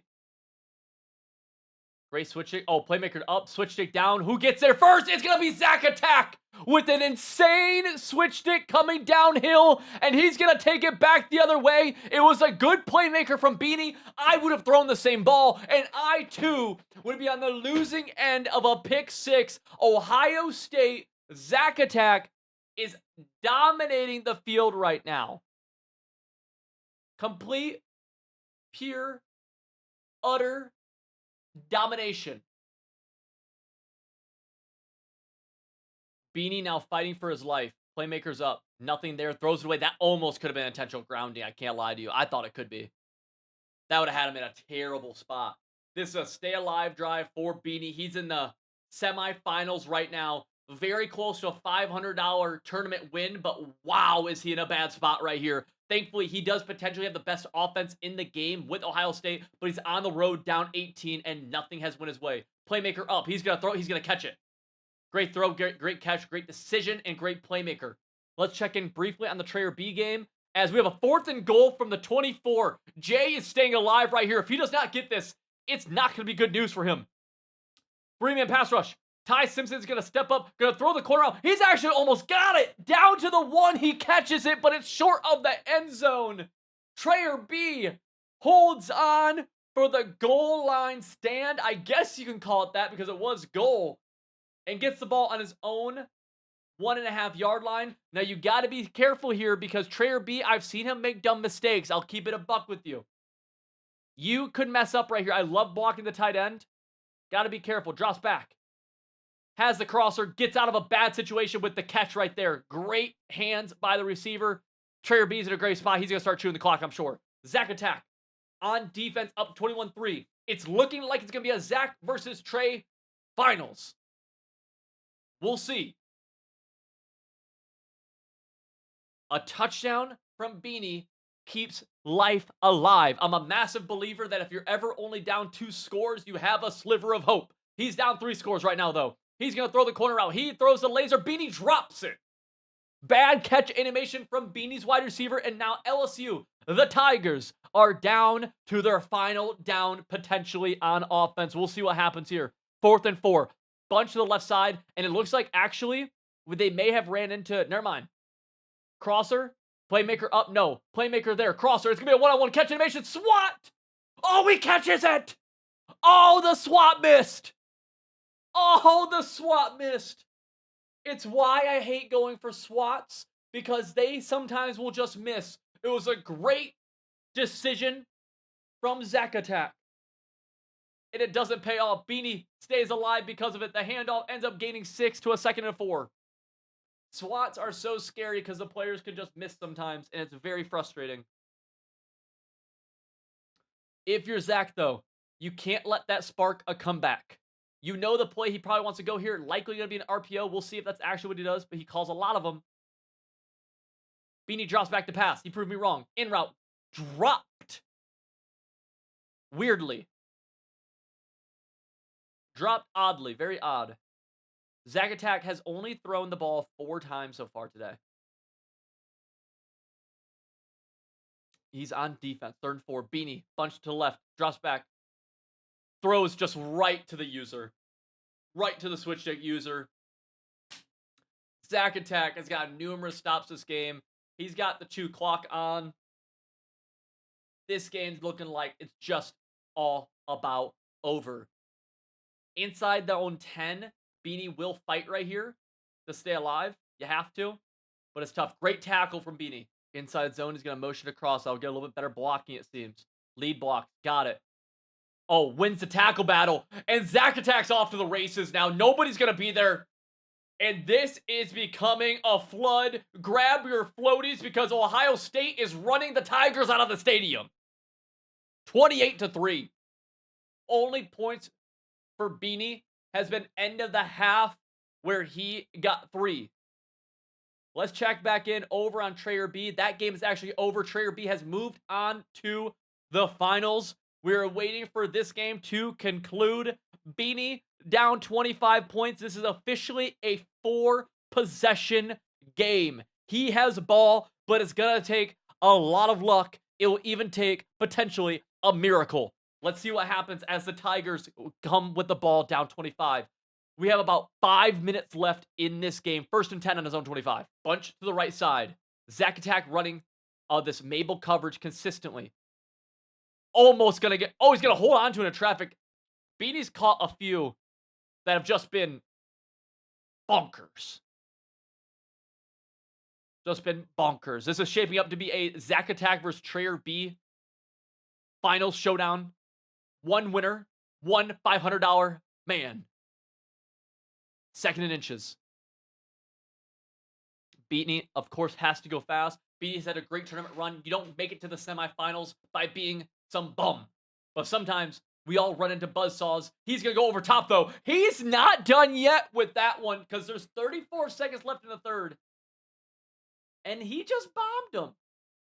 Now, I'm not saying nothing. I'm not trying to say nothing. But there's something to be said for a little bit of life. Zach Attack calls the wrong kick return right there. And now we're getting into a potential onside situation, onside battle. Let's see what this ends up in. Zach Attack palms it, holds on to it, and is in field goal range. Although only up 18, field goal will just keep it 21. 3 possessions nonetheless. Trayer has to be able to... Oh, I'm sorry. Beanie has to be able to stop this direct snap and this inside zone. Zach has a tell with this inside zone. He's motioning the slot all the way across consistently. So you know what it is. Bad user by Beanie. And really bad user by Beanie. Because he actually shot the gap perfect. Like, he could have easily. And this will take us to the 4th. Do a quick rundown of the situation. We have our first finals winner, finals participant right here, Trayer B, waiting in the midst. Zach Attack, Trayer B. We'll see. But first, Zach Attack has to finish out this game. He's up 18 on the 18. 2 clock is on. All he has to do here is just not turn the ball over. Chew the clock. Don't turn it over. Do not pass. Don't do that. Literally just chew the clock. Don't turn it over. That's all you got to do. Yeah, it is. Great job. Clock management is perfect. You can't pass here.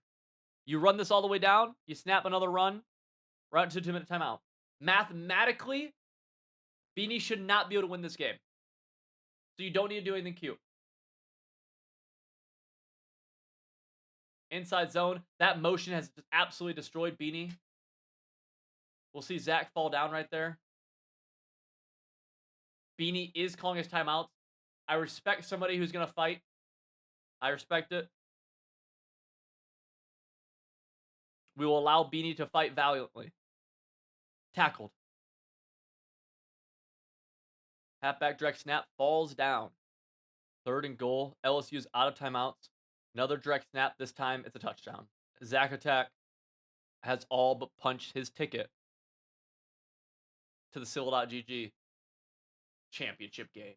Ladies and gentlemen, I don't know if you realize what we are about to witness and what we're about to see unfold, but both of these gentlemen, Trayer B and Zach Attack, have fought all the way to the finals to a winner-take-all, one final game, the championship, to see who brings home $500 in cold, hard cash. Both of these players have had to beat numerous others. Trayer B, I'll be honest with you, first game, Trayer B won 34-0. Then he won 35-7. Then he won 27-0. Then he won 42-21. Trayer B has not had a tough game yet.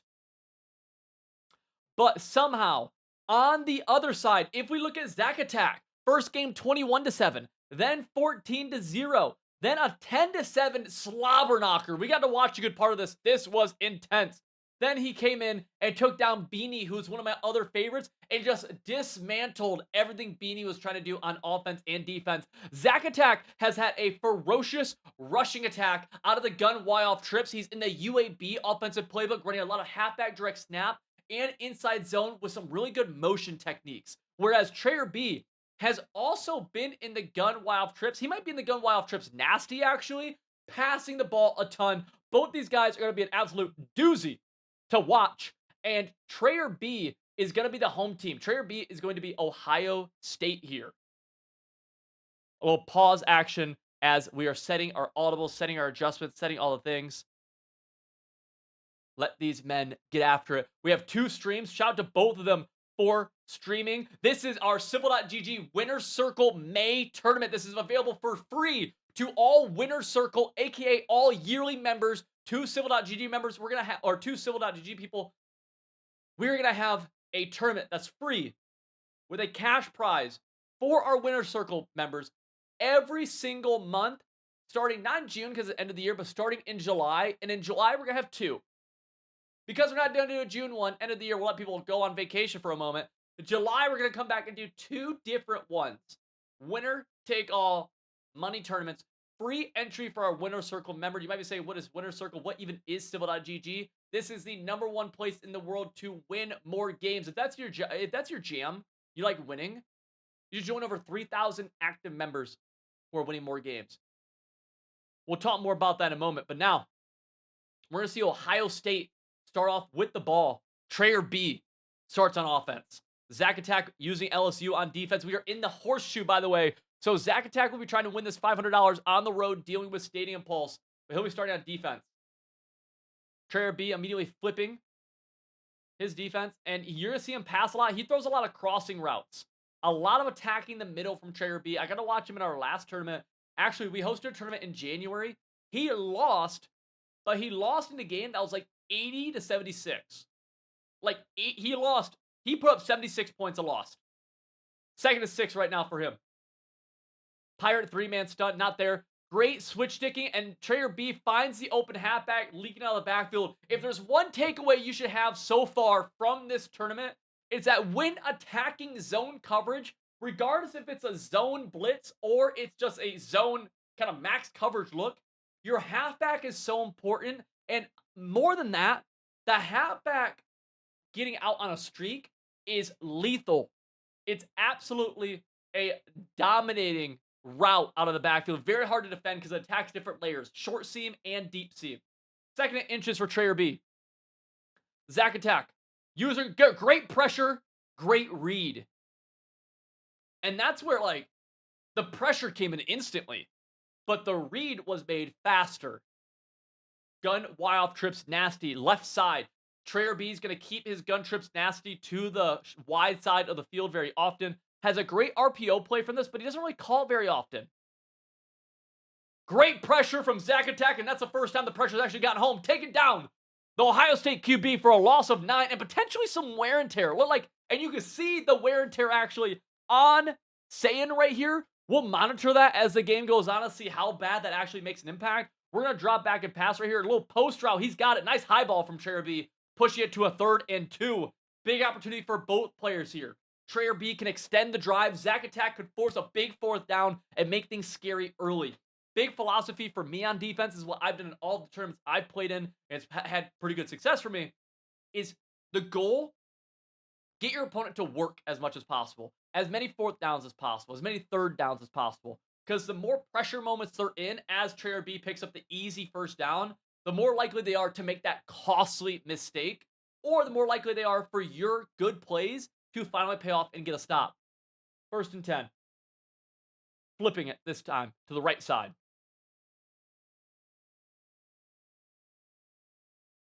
dropping back. Got that post route again. What we're going to probably see Zach Attack start doing is switch sticking very aggressively in the middle of the field. Trayer B loves to throw these crossing routes in the middle with no pull route, no clear out route, which means they are susceptible to a switch stick.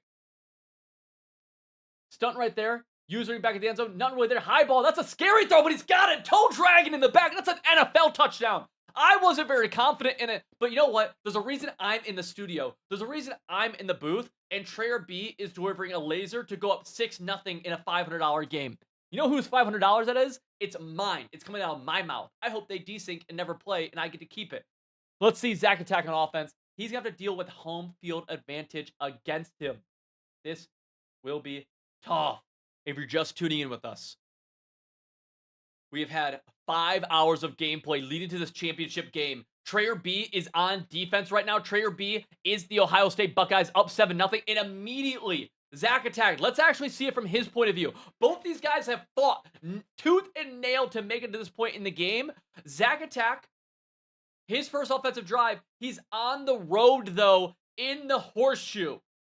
$500 in line. Direct snap to the halfback. Zach Attack trying to make people miss. He's going to spin move. He's getting a huge gain. He might be out of there all the way down across midfield. His first touch of the game is a 30-yard run. Now, I don't know what I would do in this situation if I'm on defense. I'll be honest.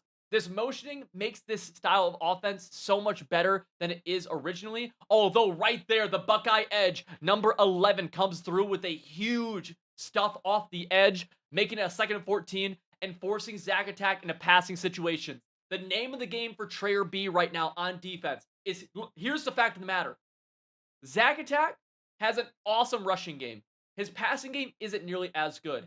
And he's on the road and can't make hot routes. You have to sell out for the run, make him get in these passing situations, and then capitalize. That's the name of the game on defense for Trayer B. Right here's an example of it. Zach Attack, though, throws underneath for a gain of about 4. You're happy if you're Trayer B. 3rd and 10. Obvious 4-down territory, assuming mayhem does not ensue. 191 people in here. I appreciate everyone tuning in. $500 on the line. And Zach Attack, he's been telling me in my DMs a lot about this gun gate that he runs. Here we see it. He's going to throw the screen. He's going to get outside, and he picks up the first down. We never see gun gate on the big stage. And here we have it. Throws that screen. Again, you see the offensive line just ready to block. Trayer B is going to have to come up with an answer for this because I can easily see this being an absolute pain. On the road, you want an easy on the road scheme? There you go. That time, though, the Buckeyes shut it down to a 3rd and 5. That's going to bring us to the second quarter. Potentially the best first quarter we've had all tournament. If you're just tuning in as well, we've had triple overtime. We had a down 4 with 1 second left, 80-yard Hail Mary touchdown. Bombed the defense over the top. We've had a 0-0 ball game at halftime somehow. All leading to this gun gate, 3rd and 5. Goes quick flat. Didn't love the play call, and now Zach Attack, 4th and 5. It's going to be loud. It's going to be hard to make hot routes. And he's actually going to kick. That's a tough field goal, though. And he's got wind against him. I'm not kicking. Like, no. There's no way I kick this. Let me know. Oh, he nails it, though, it looks like. A beautiful kick from Zach Attack. First, I have 2 questions for you, the viewer. 1, do you kick that? Because with that meter, not the situation, look at the meter. Do you kick that? 2, do you make it? I don't kick it. I also don't make it. Gun wild trips for Trayer B. He's held Zach Attack to a half stop, so he's up 4 points. 3:35 left. A really great opportunity for him to really control this game going into half. He's going to hit the halfback out of the backfield, and just a wide open drop from the halfback. Zach Attack catching a really lucky break. And Outlaw, what I will say is, like, Zach Attack is on the road. Like, it is tough to make hot routes and stuff. And so I can give him credit for, like, dude, make the game easy on yourself. And there's $500 on the line. I've seen people do some crazy things for $500. 3rd and 5. Trayer B dropping back to pass. Got that seam route, pass lead down, possession catch. Great ball from Trayer B. I am expecting to see Zach Attack start aggressively switch sticking a little bit more. He is running this Mabel concept a lot to the right side. He does this. He did a lot against Bunch. He's doing it here as well. He's going to go drag route. Great pass lead from Trayer B. One of the things we talk about a lot in our videos, and you get to see it here at a high level, which I'm so happy about. I don't just spew nonsense in my videos. Listen, is that pass leading such a big deal? Pass leading makes such a big difference in your completion. Even right there, another pass lead backwards gets a completion, whereas a bad pass lead right there, that could be a knockout. Trayer B has that chew clock on, and it's going to take us to a 2-minute timeout. We've seen him, honestly, grow a lot. Again, his final game of our last tournament 5 months ago, he lost 76-80. He did not care about time at all. This time, he hands that ball off, and he might even milk more. He should, because he's in a really good spot right here, Trayer B is. He's got to milk awesome time management. He's in a great spot right here to go up 14-3 into half. Zach does get the ball at half. There's a timeout from Zach. Zach does get the ball at half, but being down 2 scores is tough. First and goal. 1 timeout for LSU. Awesome opportunity for both players. Timeout LSU. Minute 14 left now. Trayer will likely run the ball again. Well, it depends where his mind is. A run again basically means that you will not see Zach Attack get much time to score or do anything. And that's exactly what Trayer B does. But he does score. He goes up 11 points. Zach has a minute 15 or so to go down and get points of his own and ball at half. There's a chance now that Zach Attack is able to take the lead before Trayer B ever gets the ball back. Double dip in the chip. You score to end the half. You score to begin the next half. Down 11 points, though. Zach needs a better offensive performance than he had last drive. Trayer B really doing anything he wants right now, it seems like. Minute 09 left in the half. Zach Attack will start out with the halfback direct. He's going to try to get outside, but he gets tackled. Now the clock's going with no timeouts. It's hard to pass here. On the road, Stadium Pulse is going. Running out of time, though. Running the ball is not the best decision, but I think he might go back to it again. He is going to go back to it. This time the blocks hold up. This time he's going to get to the edge. He's going to get to the outside and knocked out of bounds. A massive, massive gain. He is relentless with this halfback direct. Just continuously pounding his opponents. Even in a situation where I wouldn't recommend it a ton, it honestly isn't a bad idea just because of how hard it is to pass here on the road. And another massive gain. That time, though, he kind of hurts himself with the double juke. He is going to go hurry up. 42 seconds. The clock will start running in a moment. No timeout. So he's on a very big time crunch. And he's flipping his formation. He's got to go. He does not get hit with Stadium Pulse anything right here. That's a big deal. But clock is down to 29. Pressure picked up, throws a quick drag. He's going to be able to get out of bounds this time. Cross the 35. He's at the 34, so in field goal range. Let's see here. Still no Stadium Pulse. That Buckeye crowd not making an impact in one of the biggest moments. I can't lie to you. This is massive. And so now Zach will pass the ball. Watch out for that pressure. We're going to have a nice little dagger concept. High-low in the middle of the field and left sideline with a trailing in route. Will likely just throw the drag. He doesn't. Playmaker actually messed up, but it's going to be a high ball. Missed opportunity with the bad throw. Now the crowd is getting into it. Zach really struggling to make hot routes here. It looks like it is relatively set up, though. Pressure picked up. Bad read. Almost picked off. Zach's got to get to the line. He'll have plenty of time to spike it or call play. Bad throw, though. I felt like that could have been picked. He's going to have to kill the ball. He'll probably hold on to it, actually, for a second. He's just going to kick 3. Cut the lead down to 8. This, even though it seems like a chip shot, is not. You can see that meter bouncing back and forth pretty speedily. That arrow is a little shaky. Zach Attack, though, cools a cucumber. He kicks it in, kicks it through. He goes down 8 points, but he'll get ball at half as well without a time constraint. So we'll likely see him really run the ball a lot here. Number 0 is going to return it out of the end zone for LSU. Potential gap to hit. He returns it up to the 21-yard line. Zach appears to be going to the halfback direct snap left side here. Messing around with motions just a little bit. Changing the blocking. He's going to be able to cut outside. Going to be able to cut outside again. Almost able to hit the edge and get a free touchdown low-key. gets out of bounds for a big gain. And if you're Trayer B, you have to find a solution for this. You have to. And it's going to be something like that right there, but we have to make that tackle. Zach Attack, gain of 7 now. Remember, 500 American USD on the line to the winner of this game. Zach Attack finds himself down 8 in the second half with 3:40 left in the third, but he has ball, and he has a rushing attack that's very tough to stop.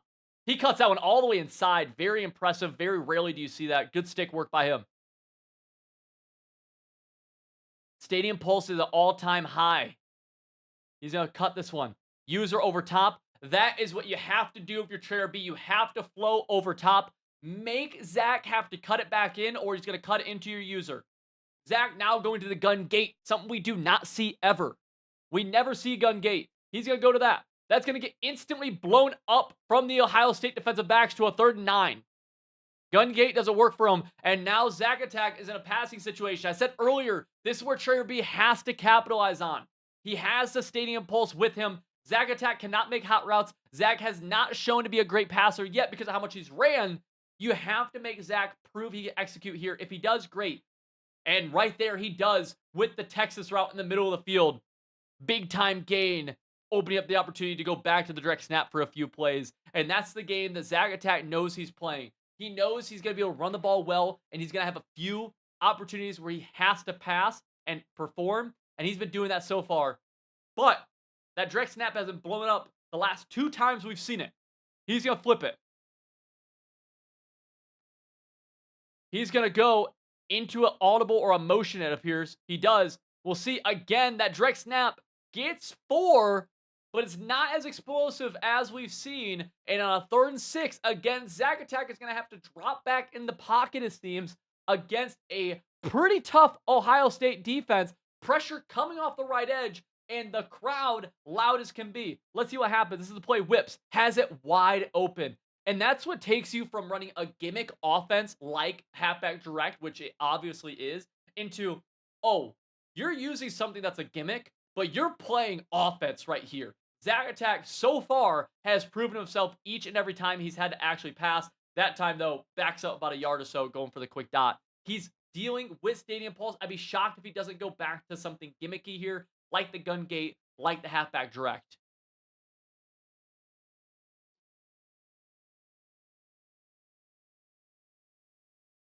Second and goal from the 9. You'd hate if you're Zach to end up having to, yet again, kick 3.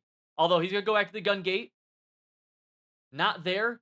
Not there. He's going to have to make something happen. Oh, he's got some scrambling room with the QB. That's not the starting QB for LSU. That's somebody else. And that's a touchdown for Zach. Let's see if he can tie it up right here. He goes to the gimmick formation. Gun gate. And what's he do? He takes off with the quarterback.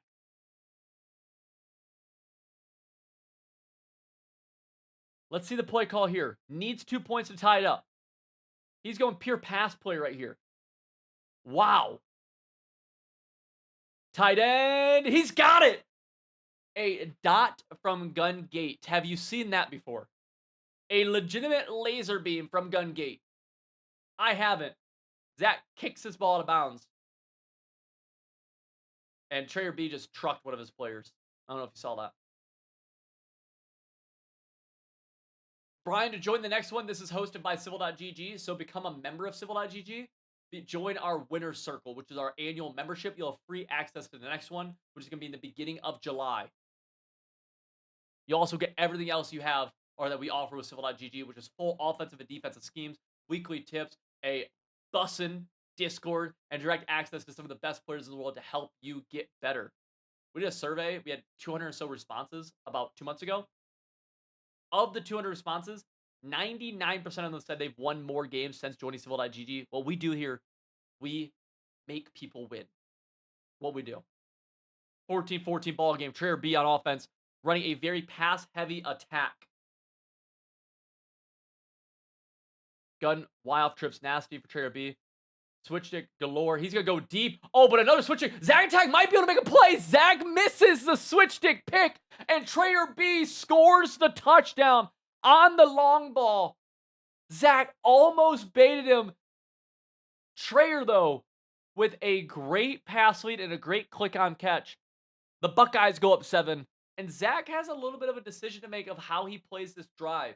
There's only 5 minutes left, 40-second play clock. He's a run-heavy guy.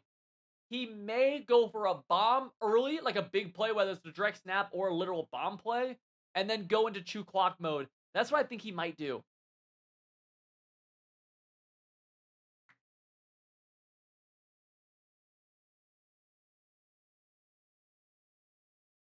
And yeah, Mike, I missed that.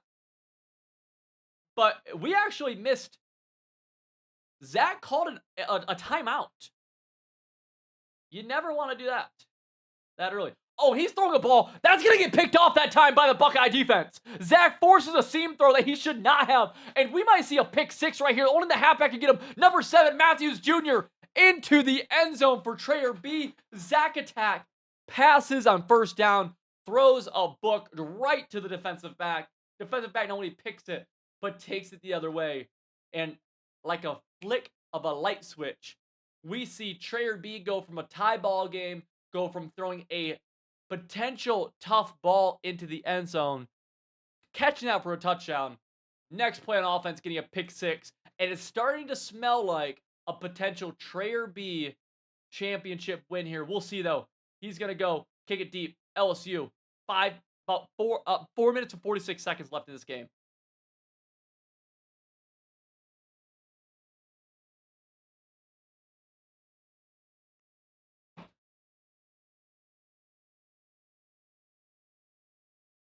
Here's a great opportunity to pass when Stadium Pulse is not very loud, but it's going to be tough.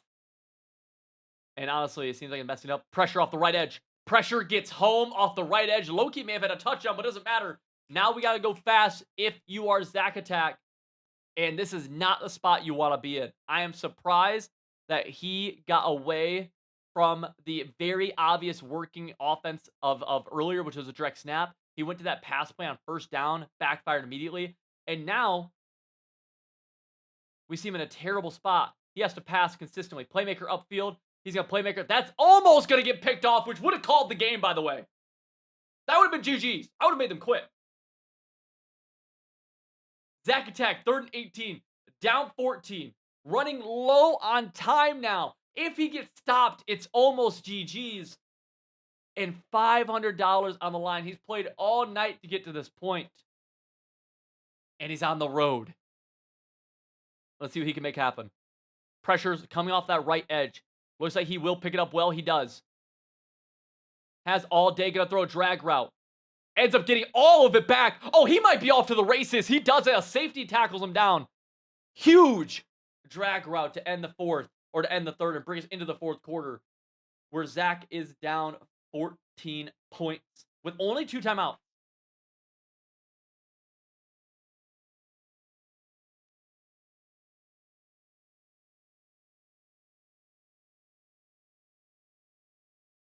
Outlaw, I can't lie, Outlaw. You low-key really hating. Zach's played pretty well on offense. He just had he had a bad read. Gun gate, he's actually passing from, though. He's got triangle over top. One of the cool things I've seen from Zach Attack, he's got some good pass plays from this gun gate. Like, believe it or not, he's actually throwing the ball pretty well out of this. Which is hilarious, but it's true. Drops back. Not there. That time throws it away.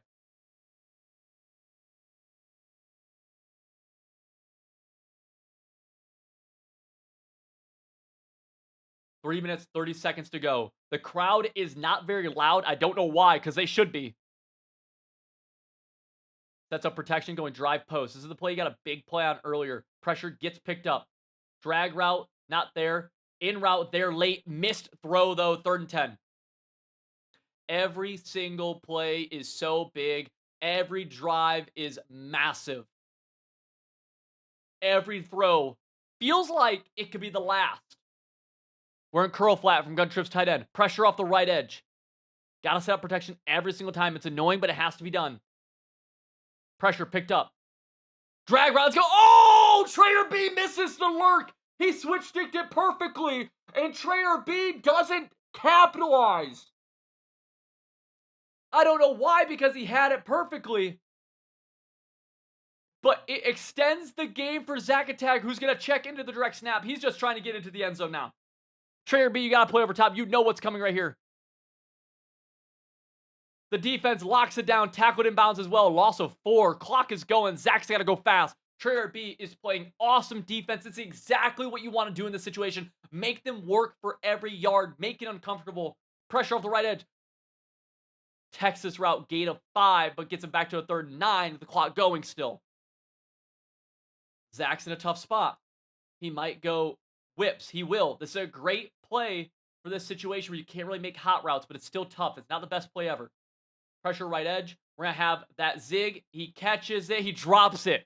Stops the clock, but it's a 4th and 9 for the game essentially here. Zach Attack only with 2 timeouts. He called that timeout early, by the way. Bunch tight end. Bunch to the left side. Tight end to the right. Pressure coming off that right side. You got to make sure you set up protection if you are Zach. Don't get lazy right here. He doesn't. Drops back. Nothing really there. He's going to have to throw that curl. It's going to get dropped. It was a weird animation.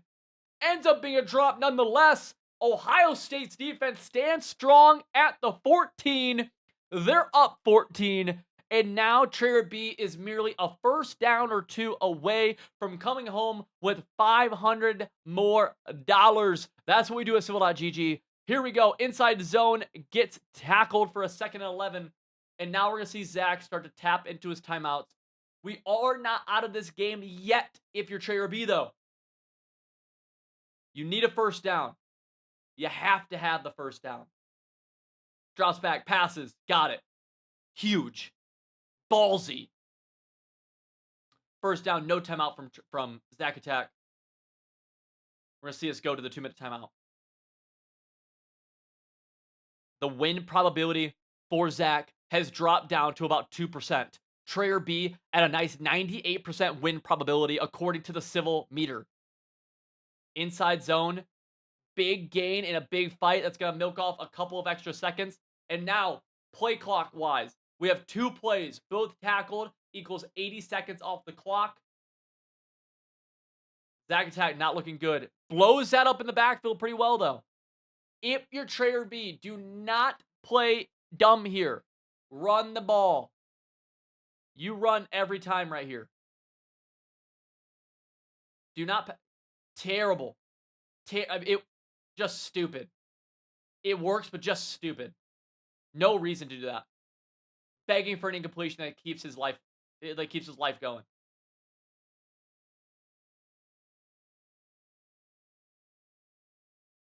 Additionally, if you're Trayer B, you punt here. Why? Because if you don't get this first down, you give Zach a very quick touchdown potential, and he could get an onside. If you punt, he'd have to have a quick touchdown going 70 yards. He can't. Absolute punt right here. It's unlikely Zach can do anything, but it's not unheard of.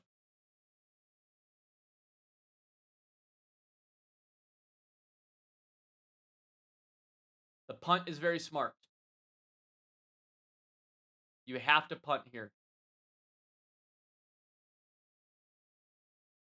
Zach Attack setting up his return team. Looking to spark something. If he's able to find a way to score somehow. He's an onside kick and a Hail Mary away. This punt going all the way back. His player automatically fair caught it. So he lets it go. 26 seconds. If you're Zach Attack, you might as well go to halfback direct at this point. Looks like he's not going to, though, but wouldn't blame you. Need something deep. Need a touchdown instantly. $500 is on the line here. Winner, take all. Drops back. Nothing there. He's going to throw it up. Have nothing else to do. Throws it up. Picked off by the Buckeyes by Sanchez. And just like that, Trayer B is going to be our May $500 tournament champion. If you're reading this, if you're hearing my voice right now, type congratulations to Trayer B in the chat. No knock to Zach Attack. No knock to any of the other competitors. It was a dogfight on this beautiful Saturday evening. I thank you so much for joining. Trayer B, though, Not a single game was within 2 possessions. Think about that. Not a single game was within 2 possessions. Trayer B doing an absolute magical job as Brutus is in the crowd. I'm a Michigan man. I hate to see this win, but it comes true. Trayer B wins the tournament. He wins the championship, dominates the game. Zach Attack falls short. That beginning of the third quarter where he passed the ball and threw the bad pick. Trayer B going over the stats over and over. He threw 14 for 15, passed the ball, I think every play dang near. Awesome performance by him. He had a very sad loss 5 months ago. So comes back, dominates right there. GG's only to him. If you are interested in playing in a tournament like this, if you are a college football 26 player who wants to win more games, especially going into college football 27, especially if you might play Madden, you need to check out civil.gg and join our winner circle. The link to that is in the top of the description below. The winner circle is where you get the best access to winning more games. All of our offensive and defensive schemes, you'll get them earlier than everybody else. Our weekly meta busters, you'll get those earlier. Weekly film review sessions starting in college football 27. That means you can send in your film and I will break it down, or one of our other civil.gg coaches will break it down in real time for you in a live film call with other members. That's pretty sick. You can send in exactly why you lost. We'll talk about it. That is a bonus for our winner circle members. You want to win more games, this is the place to be. Now, with that being said, I appreciate you guys so much for tuning in, for watching. How many we got in here right now? 169. Thank you guys so much. GG's to Trey, Zach Attack, thank you so much for playing. Brian Cole, GG's. Young Heck, GG's. Appreciate all y'all. And with that being said, I think that's what we're going to call it, ladies and gentlemen. GG's in the chat. GG's only.